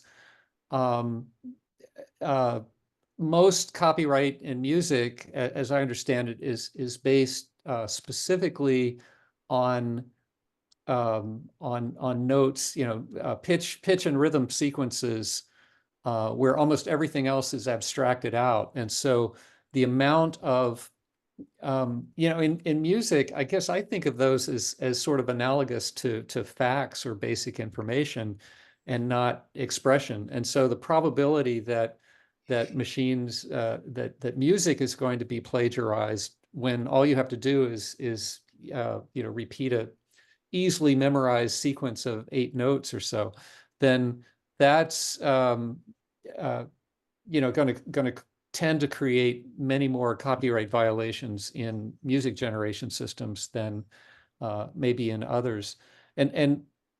But then, I mean, there's also the problem, like, is that the right way to think about music? And I guess there's one or two really interesting cases dealing with music copyright infringement where it wasn't the melody or anything traditionally infringing, it was just style, and yet a jury decided that this was a copyright violation. And I think that's kind of pointing in the direction that the creativity, I mean, music is very multi-dimensional. There are styles, there are rhythms, there are harmonies, there are melodies, there's textures, and people are very creative in all those dimensions. And so it seems like there's room for copyright to provide a little more protection, and that is going to make things more and more difficult for AI generated music. Elaine Barker poses an interesting, sort of shifting us from the risk questions to the opportunity questions. He asks, about the possibility of a vast democratization of art production, with billions of people around the world having access to creative tools in ways they haven't had access to in the past. How is that going to affect sort of current power structures we rely on, production, education, who gets to create? Sort of what sort of changes could potentially come as a result of that? Rachel, do you want to? I feel like you haven't spoken in a while. Sure, yeah. I mean, I think there are tremendous opportunities, and same with copyright. I think what's happened, with digitality over the past 10, 20 years has forced us to reconsider lots of these things. And I was, reflecting on, I used to teach Lawrence Lessig, who was, kind of talking about making copyright more fluid, and we should be able to share more easily in the digital age. And obviously what's happened with social media, and even who counts as a journalist and all of these issues, I think all these categories are much more fluid than they used to be. And there is tremendous potential in that. But on the other hand, I think it also then gets to the question of who owns these databases, right? And, when you have OpenAI or you have Meta or you have these companies that still kind of fundamentally control the tools and the databases, then there's always these hierarchical structures that are in place. So is there tremendous potential for creators to create and these tools to be democratized? Sure, but I think they're still within these structures that are pretty problematic. And so we have to really think about where does the data live and who gets to use the tools and who profits from the tools. And those are the kinds of questions we should be asking.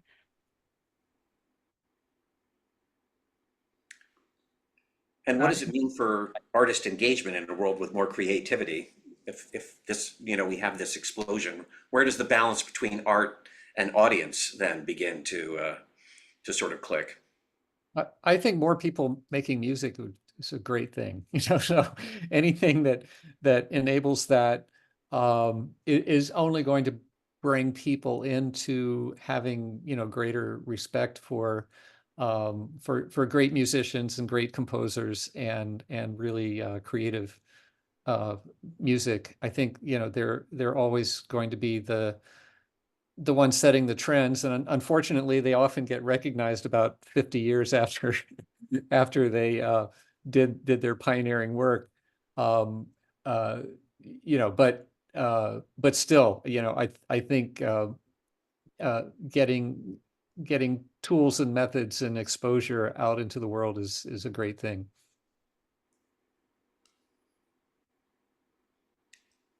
Do we have a consensus on that?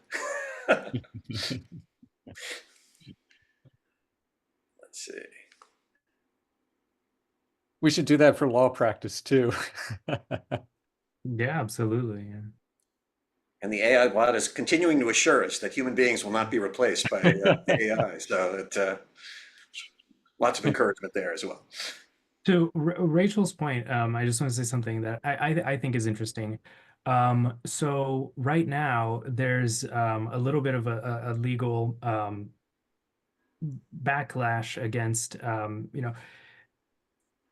in the last 15, 20 years, law was extremely protective of companies, getting databases, getting their data, even if they put it online, was very protective of anything that they publish out there. All of the end user license agreements were protected, all of this stuff. And so companies could, monopolize their data, their training data, all of this. Recently, there's a little bit more flexibility of judges saying, actually, no, that's anti-competitive.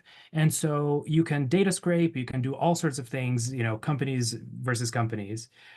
What's interesting about that is that it's taking power away from big tech, but at the same time, that exact tool is taking power away from individual creators, because not only can you scrape from Facebook, you can scrape all of the stuff that individual creators put on Facebook. Right? Even if you're not Facebook yourself.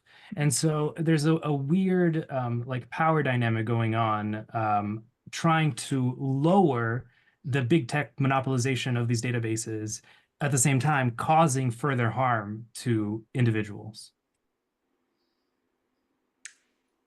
So 50 years from now, will humans be working for AI, or will AI be working for humans?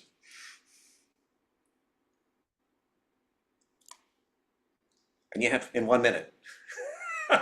Roger. There's a AI researcher, Michi, many years ago.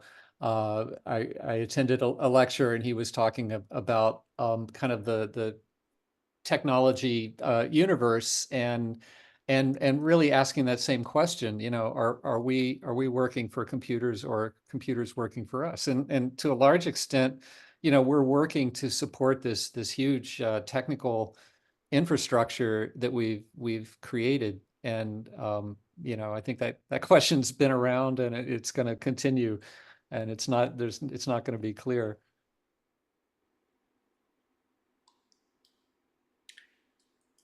Well, I'm conscious of the fact it's 3:45, and Joanna will never invite me to moderate a panel again if I don't turn us off. So Joanna, I turn it back to you. Great. Thank you, Rob. Thank you, Roger, Rachel, and Zhao. It's great to have all four of you. And at this point, we're just going to move into, actually, if there's anything else you want to say as a last, I always give the panelists the last comment, but I think you guys have it. Okay. But thank you so much. That was a really, really interesting, poignant conversation. And what we're going to do right now, well, one thing I didn't mention actually was that some of the questions that Rob had posed actually were not posed by people at all, but they were posed by our AI. And I'm going to leave it to you to guess which ones those were.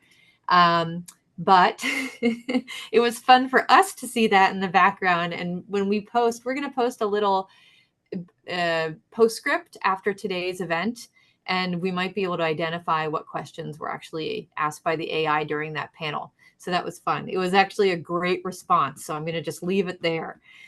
Okay.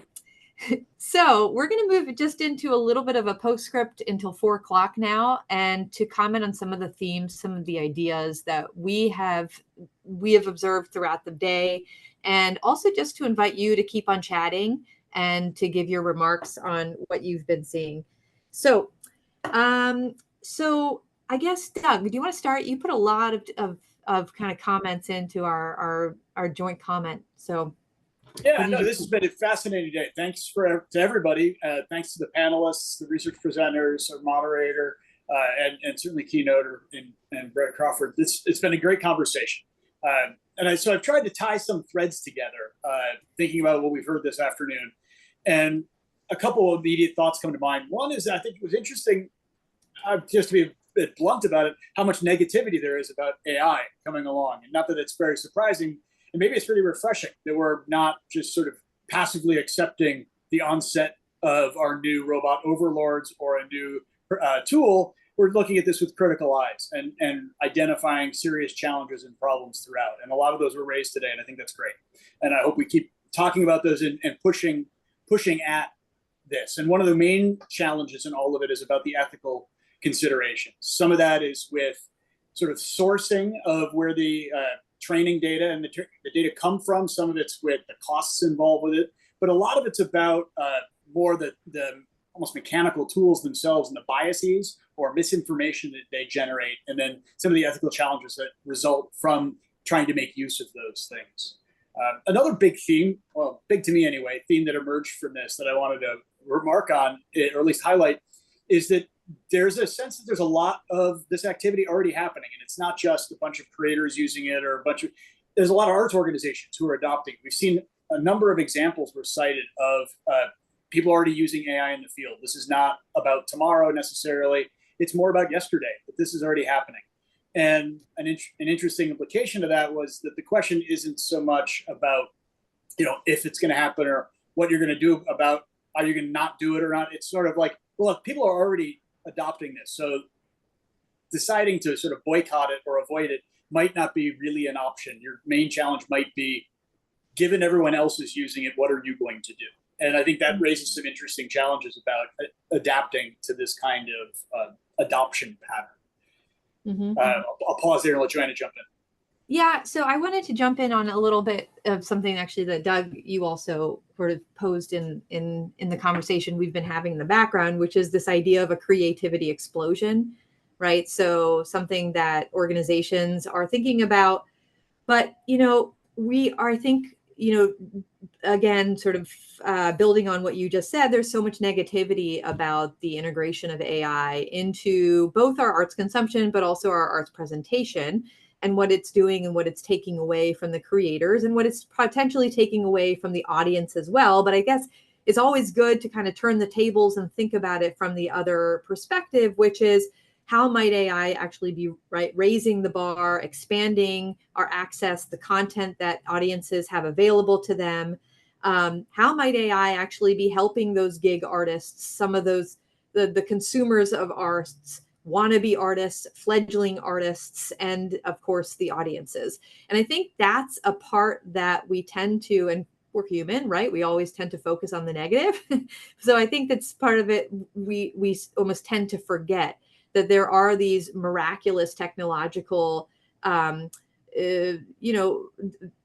complements now to what we can do as humans. And we've always been afraid as a human, right? As humans, we've always been afraid of new technology, right? When the TV came out, when we started using radio, right? When we started using the internet, we've always been nervous about what this particular technology does to our standard way of living.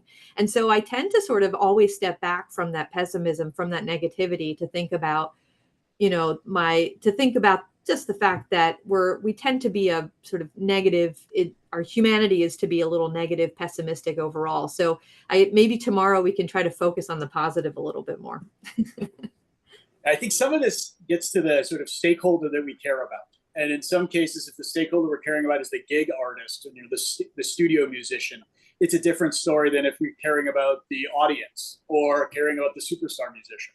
And I think it's worth keeping in mind that there may be some balancing that needs to happen, where protecting one group might come at the harm of another, and so forth.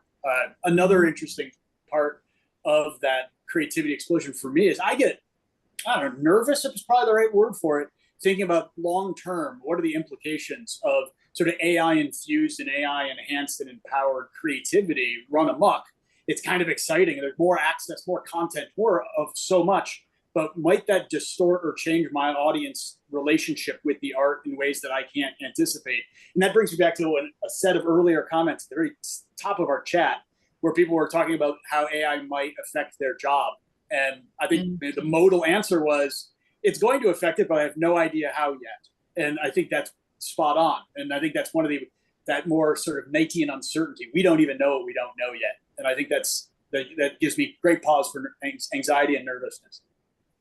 The last thing I want to maybe end with today is, we've been working in the background on generating some AI content using the bots. And it struck me today that one thing we haven't talked about is the AI as audience, right? So we've been talking about this idea of the AI as artist, creator, performer, presenter. But what starts to happen when we have our artists, creators, performers on stage, and the AI is our audience? So I thought, in the middle of the symposium, when I was thinking about this idea, let's turn the tables a little bit, I would go ahead and use the AI to generate an image of what this might look like. And hopefully you can see my screen, but this may be the world that we are leading into. If you noticed, these kind of look like AI bots, but these are human beings on stage. And I got DALL-E to really work at this. I really wanted to show, what does our concert hall look like with our AI robots in the audience and our humans on stage? Not really to show exactly what the illustration would look like, but just to think about, obviously, the implications of it. So I don't know, Doug, what do you think? What are the implications of potentially putting our AI bots in the audience and keeping our creators as humans? It sounds like they're doing my laundry and my dishes for me, which I get to do the creative stuff. So I'm in favor of that. Right. Exactly. But I mean, I just think about it from a creator's perspective. We're struggling right now in a lot of different subsectors of the arts economy in declining audiences, right? And this not only has has an influence on cultural and societal, shifts and trends, but just the job of the creator, right? The work that's available as a creator. So what if we all of a sudden replace those audiences with bots? I don't know. Maybe that's the solution to our problem. So I'm going to leave it there. And we've had a great day. I'm really excited for tomorrow. And let's give a little bit of logistical update for what's going on tomorrow, in case people are going to join us. So tomorrow morning, we'll be starting at 9 a.m. Eastern promptly.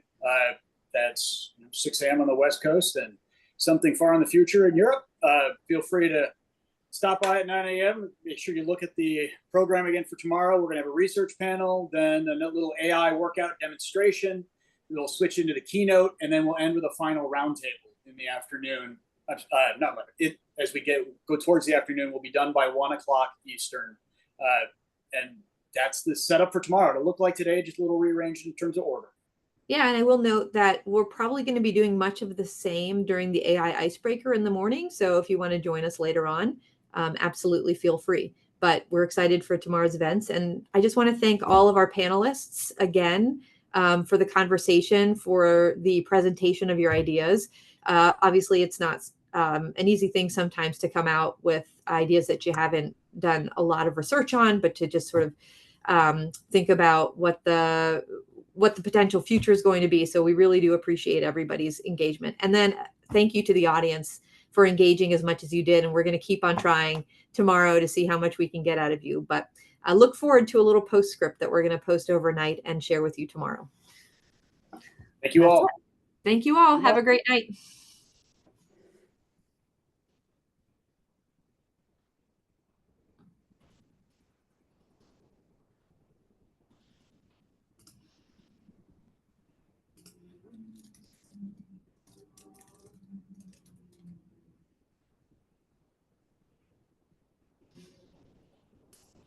Doug, I have to go. The daycare was calling right at the end there. So yeah, bye. See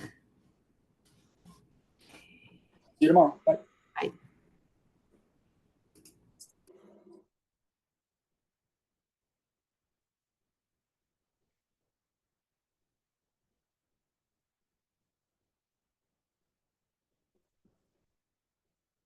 This is like the moment at the end of my classes when we end and there's still like 8 students remaining in the class because they just left their phone going and walked away and were doing laundry.